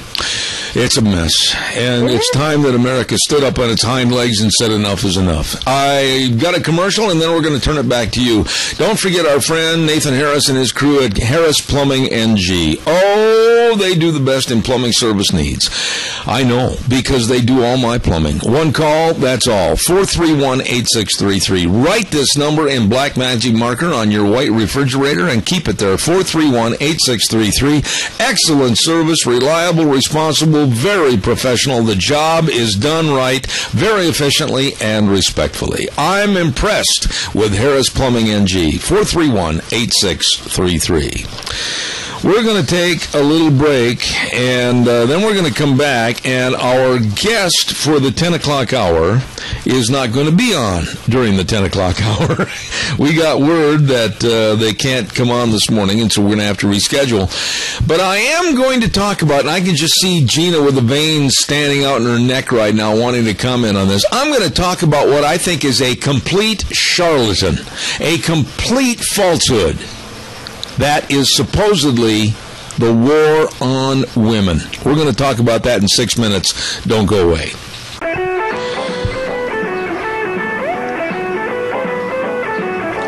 Welcome back. Hour number, what the heck hour is it? 3. There we go. Well, I was at the ranch on a Wednesday. My goodness, July 2. And don't forget that we're brought to you by our major sponsor, your Magic Valley Les Schwab Tire Centers, all 7 locations serving you, along with some of our great advertisers, Lee's Furniture, Floors, and more at 459 Overland and Burley, and our friends at Western Way Services, always at your disposal. Get on the road service today. Call Kelly at 734-6969. Hey, some of the Rupert businesses that are saying, come on over to Rupert for our 4th of July celebration include Haskett Insurance Service, 629 Fremont Street in Rupert. Number to call, 436-4141. Mike and Dawn and Terry, oh, these are great folks. And they're located in downtown Rupert since the turn of the century, and they'd love to help you with your insurance needs, be it home, auto, farm, life, health, whatever. They'd like to serve you. Haskett Insurance Service, your partner in insurance protection. Along with Dixon Oil, you better believe it, 602 South 2nd in Rupert. All these are great folks. And whenever there's a community activity, they're right there to help promote it. Dixon Oil has been in business since 1976. And believe me, they can work on your heating systems, your ventilation system, your air conditioning system. And they also have all the fuels and the oil that you need. Dixon Oil, Daryl and the crew the best. Wishing you a great Independence Day weekend. Dixon Oil in Rupert. Really good folks. I absolutely, I'm going to see if Gina wants to get in on this. For some strange reason, I have a feeling that absolutely. But I'm going to, before I say that, Kristen Hawkins, that was on the air the last half hour, she sent me the number of President of Boise State University, Bob Kustra, and his number going into his office is 208-426-1491. Just call that number and tell him emphatically, or his secretary, there is no need for free speech zones on the campus of Boise State University. They are illegal. That number, 208-426-1491. Please, I know my audience will do that. Gina, I listened to the last couple of days of news, and me and my German temper were starting to come right up out of the geezer chair. Would you care, and don't go into a long dissertation, but just tell me, what is this deal about a war on women? Where is the war on women? How is the war on women being performed? Who is promoting the war on women? What in the world is this garbage called the war on women? Well, war on women, basically, okay, so I Wikipedia'd it because I'm so high-tech like that, is an expression used right here in the U.S. that characterizes certain policies on either side of the aisle as a wide-scale assault on women's rights. Okay. Now, with that said, I really don't feel that there is an attack on my rights. Have I been negative to you? Let's stop right there and let's attend what the first couple of parts are. I have the utmost respect for you and what you do and how you do it, how you run the program, and who you are. So, from my house to you, male to female, has there been any perpetration of a battle line being drawn and a war on women? Absolutely not. So this is what I'm asking. Where do these women, like now representatives, the National Organization of Women and Hillary Clinton, where do they get off saying that there is a war on women, primarily from partisanship of the Republican Party? I think that they're trying to pull that out, number one, to get more women to vote. A lot of women do vote, but then again, there's women who just don't. So I think that they're trying to tug at the heartstrings and get mostly young women riled up, thinking that their rights are being violated. And so I think that they're trying to... This phrase was coined a long, long time ago, but I think that they're trying to resurrect it and really push it at the younger women, the younger demographic, saying your rights are being refused because, especially now that they're starting to quote what the Supreme Court ruled on with Hobby Lobby. Okay, I agree with everything you said up to a point, and then I want to elaborate on something you said. All right. You just mentioned that this phrase has been quote-unquote used for a long time. Yes, it has. It's been laying in the doldrums and under the rugs of various old closets for a long time, and it's been brought out by some people, like I mentioned, the National Organization of Women, etc. But I honestly believe this will be the mantra. If Hillary Clinton is going to run for the nominee of being the flag bearer for the Democratic Party for presidency, I honestly believe that is going to be the mantra, that there is a war on women. Men are bad. Republicans are bad. Women are being subjected to all the negativity. And I think it's nothing more than garbage. It's nothing more than really rhetoric. That's all it really is. They think that just because an employer or whoever does not want to give away free contraception to their employees or who have you, then that's a war on women. But it's not. It's a war on responsibility. Okay, I'll go along with the war on responsibility, but then I'll also go back, and you said whether their employer provides free contraception. I don't believe in anybody getting a free ride on anything. No, we got to work for it. Absolutely, and you're very responsible as a young single mother taking care of your son. But to say that there's a war on women, and you listen to the likes of Miss Fluke getting up in front of TV cameras and saying, I had to suffer through and I didn't have any of the contraception because, my goodness, nobody would pay for it. We're talking $10 a month. And I am absolutely, really upset that people on the left expect the general populace to pay for their needs. It's because they're trying to push their social values.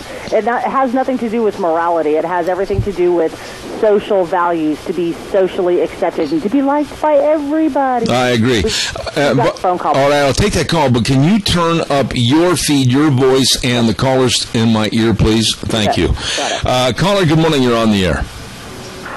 Yes, I called the number. I got a hold of a secretary and assistant there, and she said next week there'll be somebody there to take calls on this issue. I asked her if anybody else had called, and she says, no, you're the only one. Now, there is an email address, and so if you want to write a letter, then you can get a little more detail, and I have that if you want it. I think I've got the same one. Let's compare notes. I have Bob Kustra at boisestate.edu. Yeah, and she gave me another one, president at boisestate.edu. Okay, all right, good. Probably the both, will obviously work. But she says next week is the time to call. What concerns me is that I was the only one who called. And I know you haven't had a chance to do so. I haven't had a chance, naturally, being on the air, but... yeah, I'm not pinning you down. No, it's not my... No. No, I didn't take it that way, Randy, but I think everybody should call 208-426-1491, and here's my point. I'm not going to wait till next week. I'm not going to wait until then. I'm going to call now and let them know that my displeasure with the university for doing something, acting like they're against our Constitution of the United States. Well, this is the thing. Across this state, the people that support Boise State, I mean, everywhere I go, it doesn't matter where I go, whether or not it's Coeur d'Alene or McCall or Pocatello, I run into people who have Boise State hats and shirts, and they have Boise State stickers. They have Boise State chairs. They have Boise State tents. They have Boise State everything, and they go to the games. They go and watch the games. They buy all this stuff. They support the team, and this kind of stuff is BS. Yeah. Dr. Christer is from Ohio, and he's a liberal, and it's well known that he is. And but it shouldn't matter. But I guess we need to tune him up because we can't allow this to occur if we care. Well, okay, wait a minute. I want you to address while you're on the phone, and don't go into a long dissertation. Just give me a short answer on this. What is, in your opinion, the war on women? Well, there is no such thing, and the National Organization of Women, they're so blatantly hypocritical, but there is no such thing if you really look at it. If women want to go and do what they want, the opportunities are there. I see it every day. I think that, nothing's easy, nothing's for sure. Life is life. There's no such thing. And, but, again, when the liberal media perpetuates the story, like Doug said this morning, when we respond to it like it's fact, then we've already made a mistake. That's exactly right. Respond to it like it is true. Randy, we've now got to repaint, reframe the whole scenario. Let me tell you this. Now, I have never seen your wife mad, so I can't give a judgment. But I do know this. I know that if my wife, Deanne, was a sergeant of arms in the Women's Army, and Gina was perhaps a lieutenant in the Women's Army on the War on Women, I, for one, am going to surrender. Yeah, but those are the kind of women that we respect. We don't respect hypocrisy, and it's such BS. Absolutely. That's the best way to sum it out with really... See, when we recognize, we don't stop it, when we don't fight back and say, no, this is wrong, you're wrong, and you trying to tell us that it's right. Yeah. But you see, it's just like the bumper song. You got to stand for something or you'll fall for anything. Well, when you don't know nothing, when you don't inform yourself, when you don't stand your ground and have some sort of morals, you're screwed. All right, well, listen, my friend, I appreciate the call. God bless. Have a good day. Thank you. I tell you what I'll do. I'll put a challenge out. I'll put a challenge out right now, Gina, that if there is a lady listening out in the audience right now, okay, and you honestly believe that there is a concentrated effort to have a war on women, and you can come up and give me the where and the how and the who, and really lay it out that there are definitive battle lines against women in this country,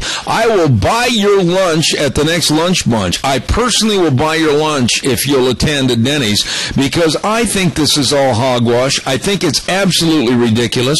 It's nothing more than press attention to get stories in the AP and on any other network news service. I think it's fraudulent and it's phony. What do I had to talk to what? Hard to talk to two people at once, isn't it? It is. Okay, so there is no war on women.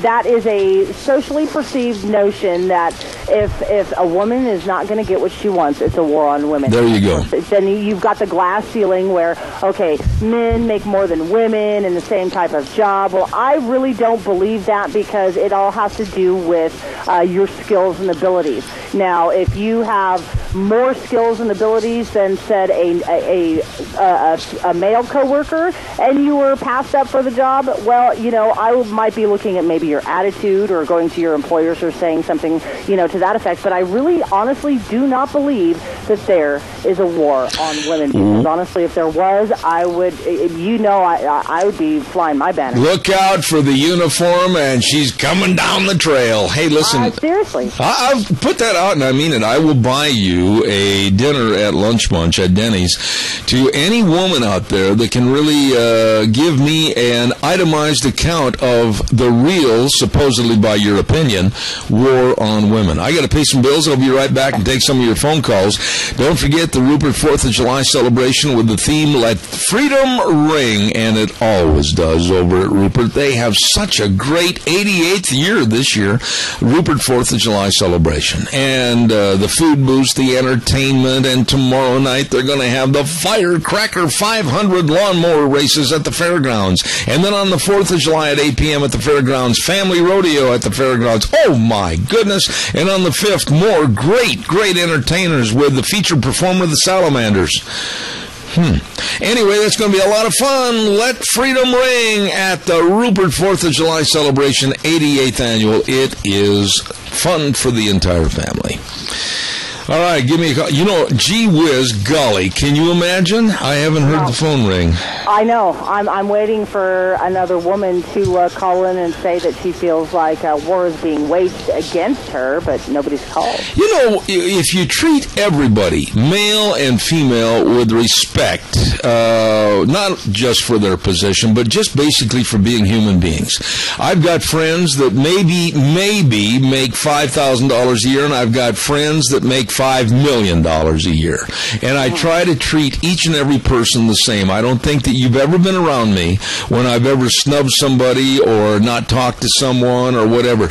And my dad always told me, you're going to meet the same people going up the ladder as you're going to meet them coming down. And, you know, for this war on women, I have never, ever been accused of that kind of garbage, which it is garbage.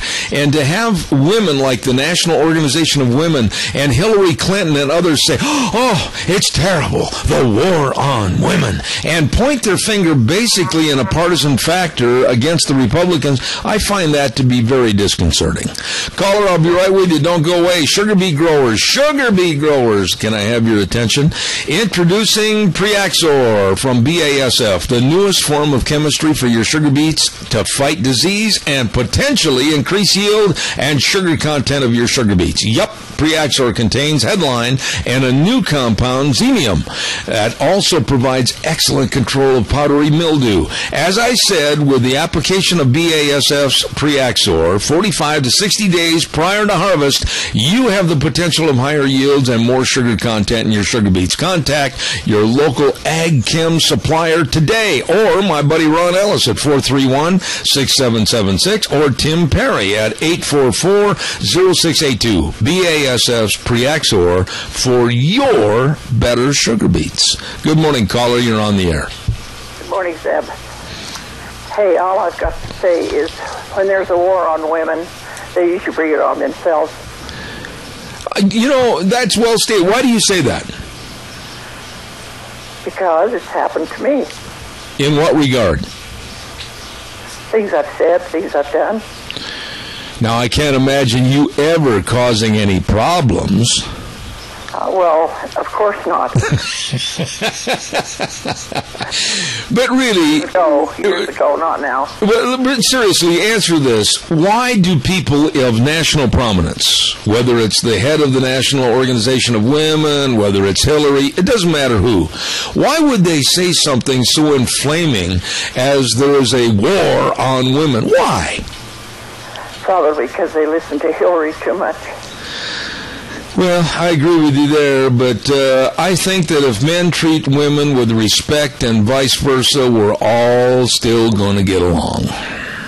That's right, and we have to treat the men and everyone else the same. All right. God bless you for your call this morning. Thank you so much. Bye. All right. Chadwick Sports Grill. Don't forget Chadwick Sports Grill. The menu for today. Listen to this. Chicken and mushrooms over barley risotto with vegetables and super salad for just $9.95. I love that. Chicken and mushrooms over barley risotto. Good. 139 West Main in Burley, the Chadwick Sports Grill. You better get on in there. And by the way, the Chadwick's going to be closed on the 4th of July. Don't you forget that. Get in today. Enjoy great food. Calls are welcome and appreciated. 436-2244, 1-866-927-4587. Oh, and by the way, this is something else that just wrinkled my fur a little bit yesterday when I was doing some research for this program. Some of the categories that have been found to have the most usage of illegal food stamp use. Listen to this. Here are some of the categories people are using food stamps for: shoes and fancy lingerie. Yeah. And here's another food stamp usage: bail bond money. I'm not making this up. Another food stamp usage: strip clubs. Unbelievable. I am not making this up. Because you can go in and buy a soda. I'm just going to let you hang there for a minute. What? I am not kidding. Some of the categories where the most abuse of food stamp usage has shown up: strip clubs, bail bond money, shoes, and fancy, sexy lingerie. This is all the more reason that I'm sitting here saying to you, the food stamps are for what? Food! They're not for anything else. Okay, obviously I'm flabbergasted about this, but you can't purchase lingerie with food stamps, and any retailer should be smart enough to know that. Yeah, but wait a minute, Gina. The key is they're finding out that the people are beating the system and somehow redeeming the food stamps for cash and going into these other categories with money from that, and they're using it in an illicit fashion, and we're dumb enough to keep giving them the food stamps. Wow, really? Can we just cut off that whole program, except for to those who really... Can we go back to the commodities program? Yeah, and I'll tell you something. I agree with you. But here's the other thing. There are groups of fast food restaurants that are also taking food stamps, and I'm offended by that because the food stamps primarily for grocery store usage, and they're letting them cash them and redeem them at fast food companies and drive-ins, and that's wrong. Well, okay, so as everybody knows, when I first came back, I was on assistance and I was on food stamps. I only use those for food, and to make my dollars go farther, I would use coupons, so my food stamp dollars would go farther, but they were only used for food. There you go. I bought junk food. You can't buy pre-cooked McDonald's or Burger King or what. You can't buy fast food with that. That's not what it is for, and honestly, you know what irritates me the most about that? What's that? People going into the convenience stores and buying candy, chips, and soda. No kidding, but food stamps. That ultimately irritates me, and I've seen it so many times in the convenience stores that I've been in, and I've had to really keep my mouth shut, but I just really wanted to go and tap them on the shoulders and say, I pay for that, and I am not going to be paying your EBT card so you can buy candy and soda. Absolutely. You go to the store, you buy fruit, you buy bread, you buy meat. But the point is, when you look at these categories of where the money's being abused and spent, lingerie, bail bond money, and strip clubs, come on, lady. Bail bond? How can you redeem food stamp money for bail bond cash? Really? All right. Well, I tell you what, we're going to have more and talk more about some of these things that seem to have started to wear my deodorant off and others. And we're going to take a little break in just a moment. And I want to remind everybody, tomorrow being Thursday, what have I got tomorrow? Thursday is our day to have all the different segments on. What about Ken Mort? Is he going to be on with Dog Nation tomorrow?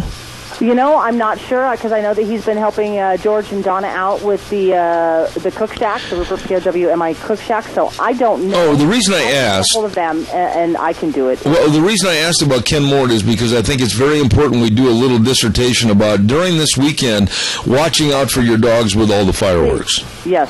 Okay. You got it. All right. We're going to be back in a couple of minutes. Don't go away. And now, back to Zeb at the Ranch on AM 1230 KBAR. To reach Zeb, call 436-2244 or toll free 1-866-927-4587. And now, here is Zeb Best. Welcome back. Zeb at the Ranch, last half hour, and we're going to have a representative with the Idaho State Police with us in just a moment on the phone line. I want to remind everybody, make plans for the Cassia County Fair and Rodeo August 11th through the 16th, and right now they want to remind you that Chris Cagle is going to be in concert on Tuesday, August 12th.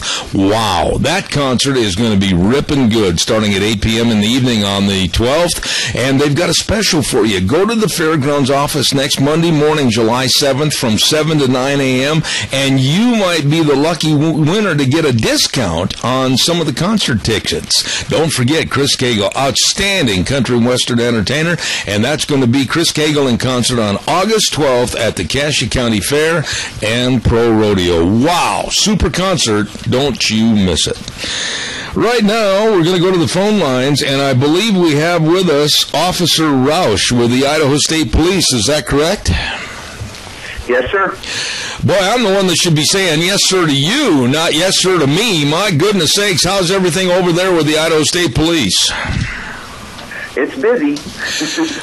Lot to do. Well, okay, let's bring everybody up to speed. The reason I have you on the air this morning is that I was going through some of my emails, and I noticed that the Idaho State Police is planning on an all-hands-on-deck operation for this week. Tell us a little bit about it, and what are you going to do?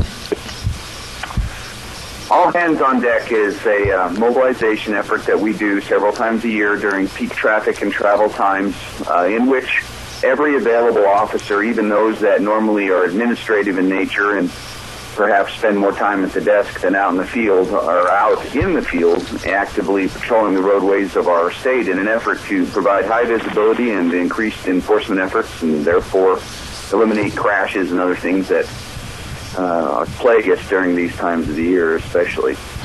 Now, when you talk about statewide, Officer Roush, the Idaho State Police, you do a wonderful job, and I've got the highest of respect for the ISP. One of my dear friends is a former, I believe he was a captain. You probably remember Dave Neal? Oh, yes. Yes, he was a captain, that's right. Very dear friend of mine. And, boy, you've had a lot of trouble, not you personally, but the Idaho State Police in funding and trying to keep everything going and growing. How is and what is the situation of our Idaho State Police right now?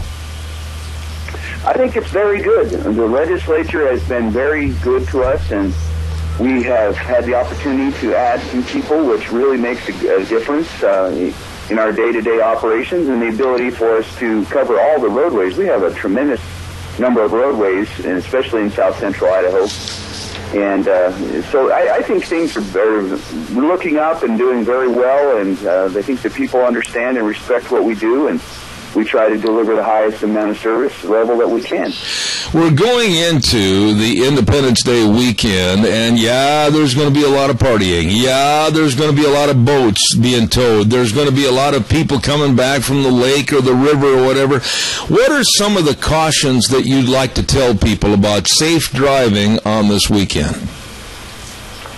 Well, some of them are pretty straightforward, common sense. Don't drive impaired.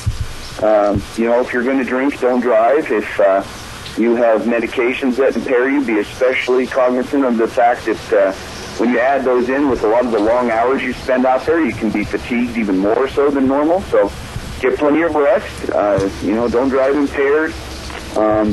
When you're towing boats and other things, be especially aware of the fact that there are a lot of other people out there, and you have a lot longer load maybe than you normally would, and so be careful when you're passing and driving, and if you don't know how to drive a trailer, it's probably not a good idea to learn on the roadway. And there's just a lot of little simple things. Plan for the fact that it's going to be hot and that your vehicle needs to be in shape, but also in the event that you break down or have something happen, be sure you have plenty of water and other things. Make sure you have a cell phone and just things like that, so that you can handle the unexpected. One of the things I wanted you to comment on this morning, and I don't mean to put you on the spot, Officer Roush, but it seems like, and I've got to bare my chest a little bit, I'm guilty of it too sometimes, you get cut off or something happens and road rage seems to come out. Talk a little bit about road rage, would you? Certainly. This is something that especially plagues us when we get a lot of vehicles on the road. We get, and you hit it kind of on the head, they'll do something on the roadway that aggravates another driver. The best advice probably to give people is to let cooler heads prevail and to understand that, not everything that happens to you on the road is an intentional act of sabotage towards you. Sometimes people just simply are people and they don't see maybe what they should see or what you think they should see. Sometimes people do drive a little more aggressively than other people find comfortable. The best thing I can remind everybody is that, you share the road with everyone, and that it's in everyone's best interest to let cooler heads prevail, to say to yourself, is this going to matter to me in a few minutes? And it's probably not. In almost every case, it's not. To provide plenty of space between you and other people so that if they do make a change or a lane maneuver, that you're not right on them, right on their tail, and has caused many times that I've been called to an event that shouldn't have been, really. Mm-hmm. And, I think that if we have plenty of space and plenty of time and plenty of patience, for the other drivers, that's in our best interest, to allow them that time and to not get upset and angry and go take something out on them. Absolutely. Let me ask you this question. When you look at all 50 states and all the different state police programs, how does the safety for our drivers in the state of Idaho stack up in the 50 states? We actually do pretty well. We're improving. Because we have so many rural roads, we tend to have a different kind of cultural experience in terms of crashes than states with fewer rural roads.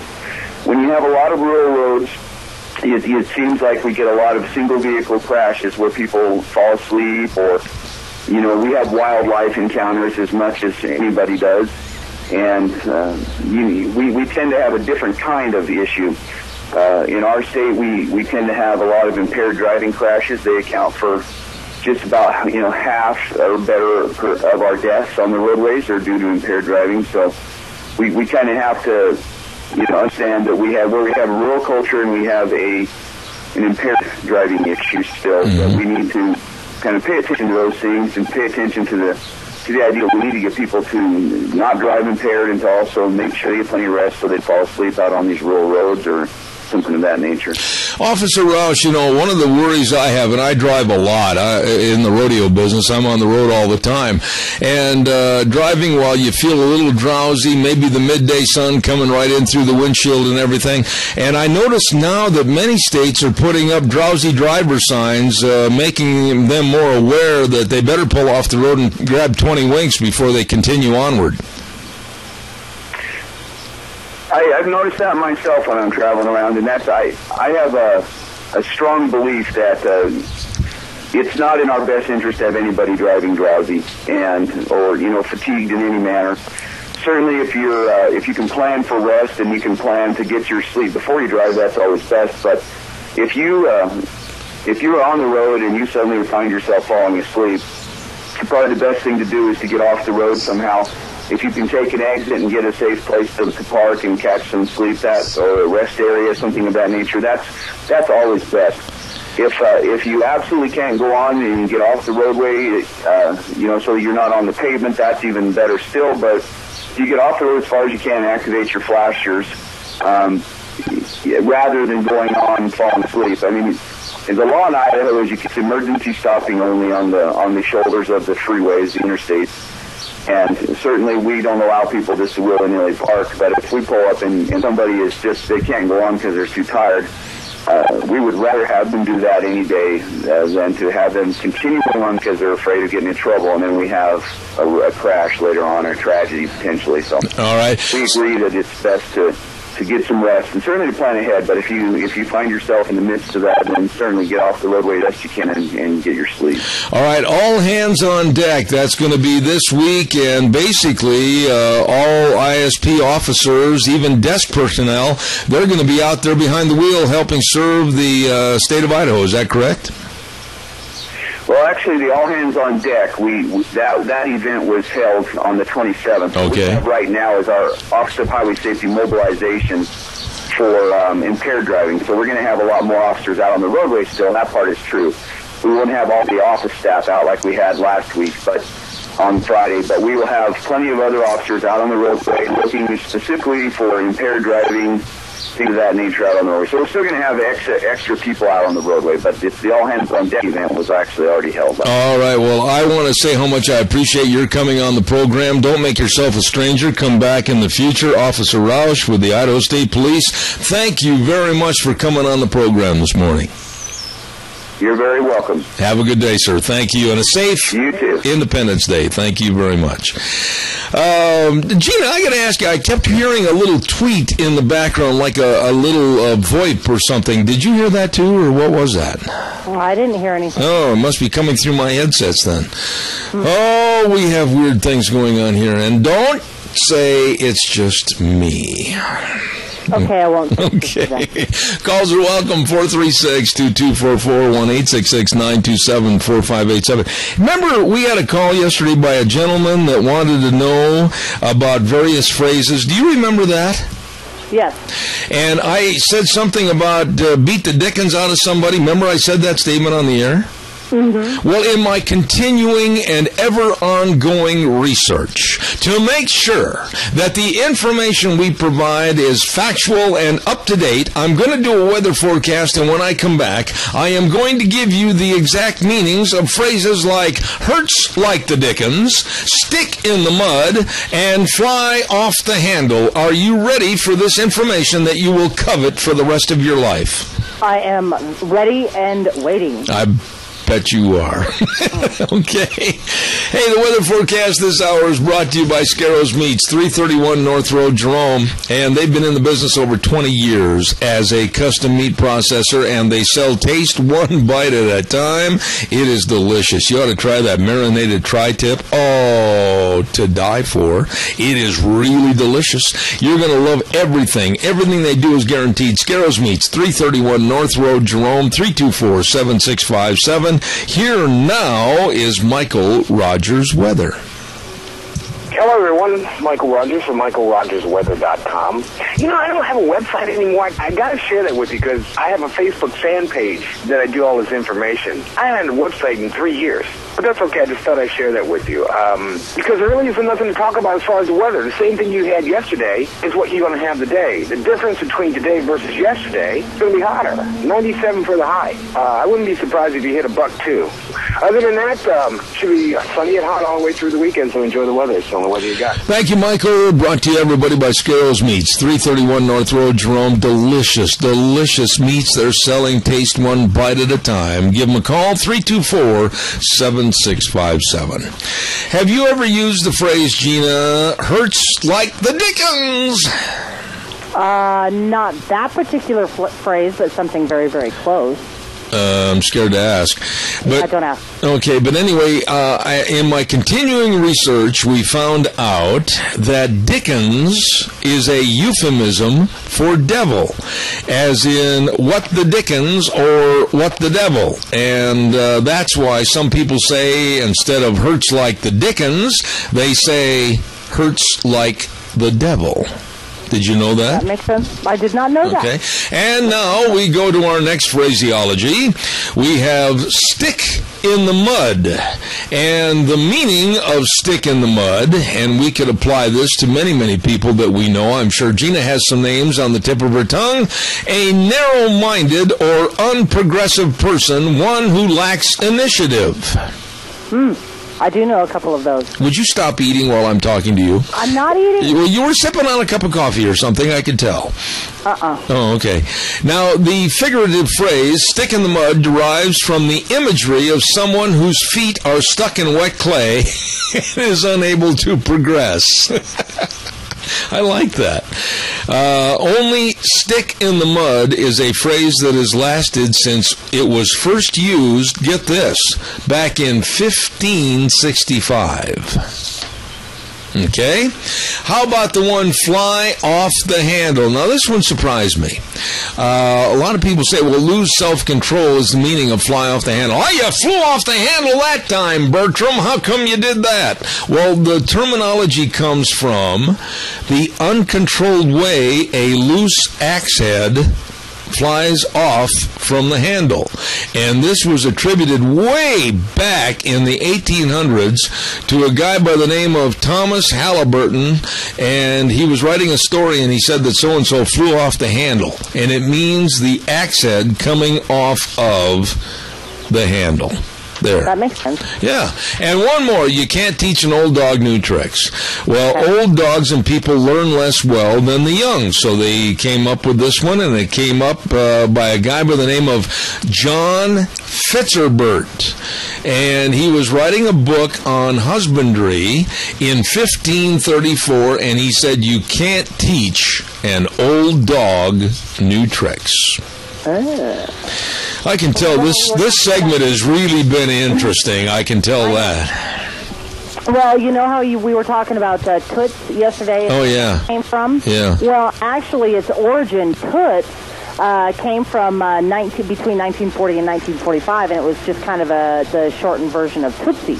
Tootsie. Tootsie. And Tootsie came from the caramel chocolate candy Tootsie Roll.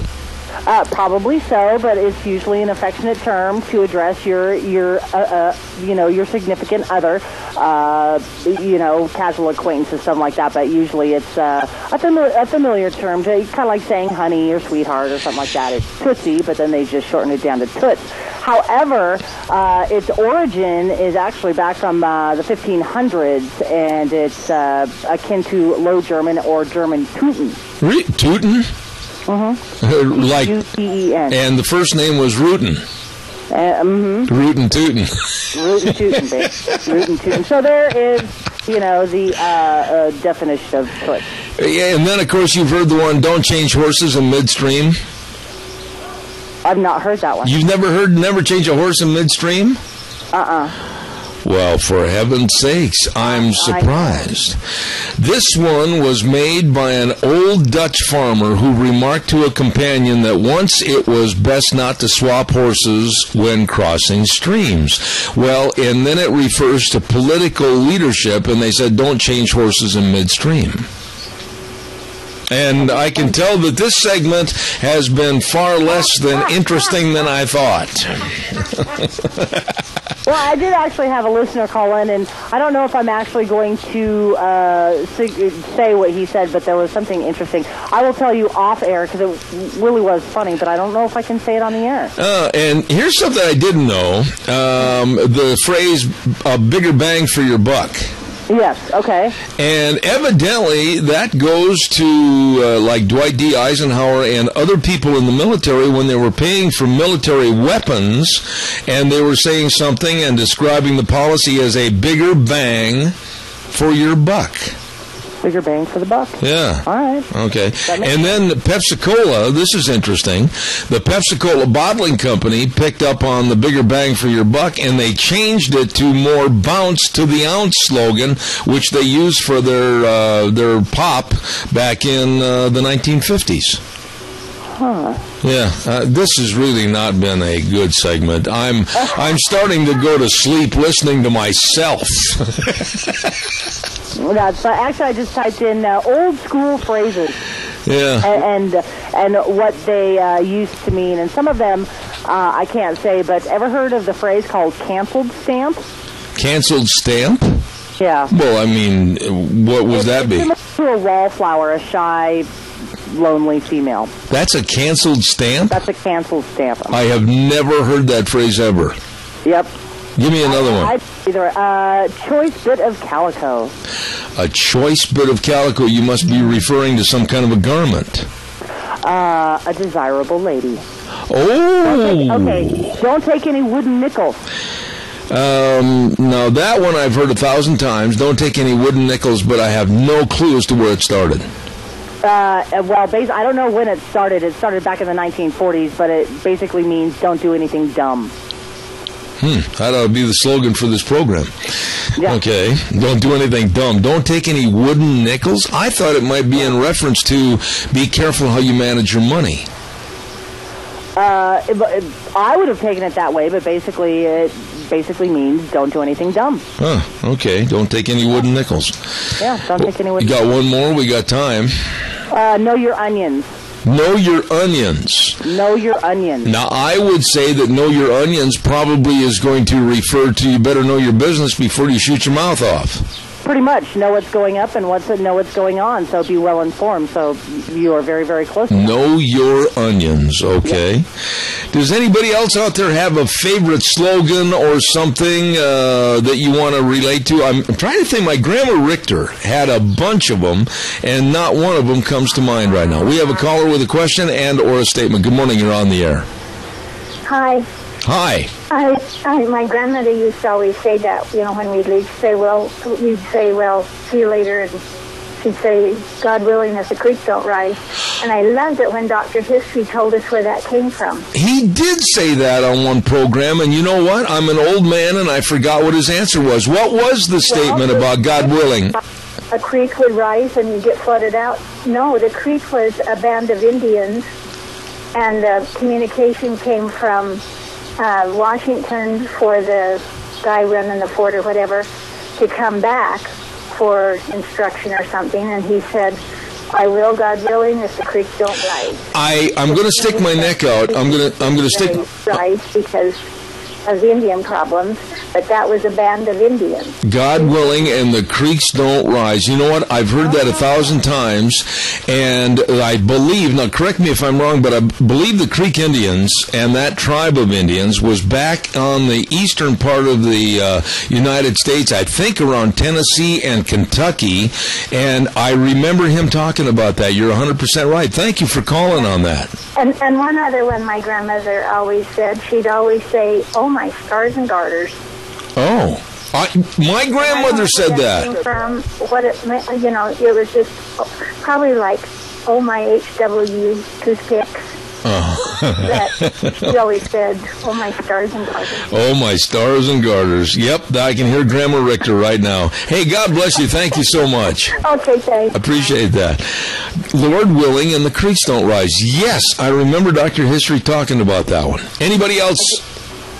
Go ahead. I remember that one as well. I remember him talking about it, and I remember hearing the phrase. I've heard the phrase before, but now that you mentioned, the Indians, it completely makes sense. Okay. I'm going to pay some bills, and then we're going to wrap things up for today. Don't forget your Magic Valley Les Schwab Tire Centers, all 7 locations serving you. Serving you, the key words. Absolutely.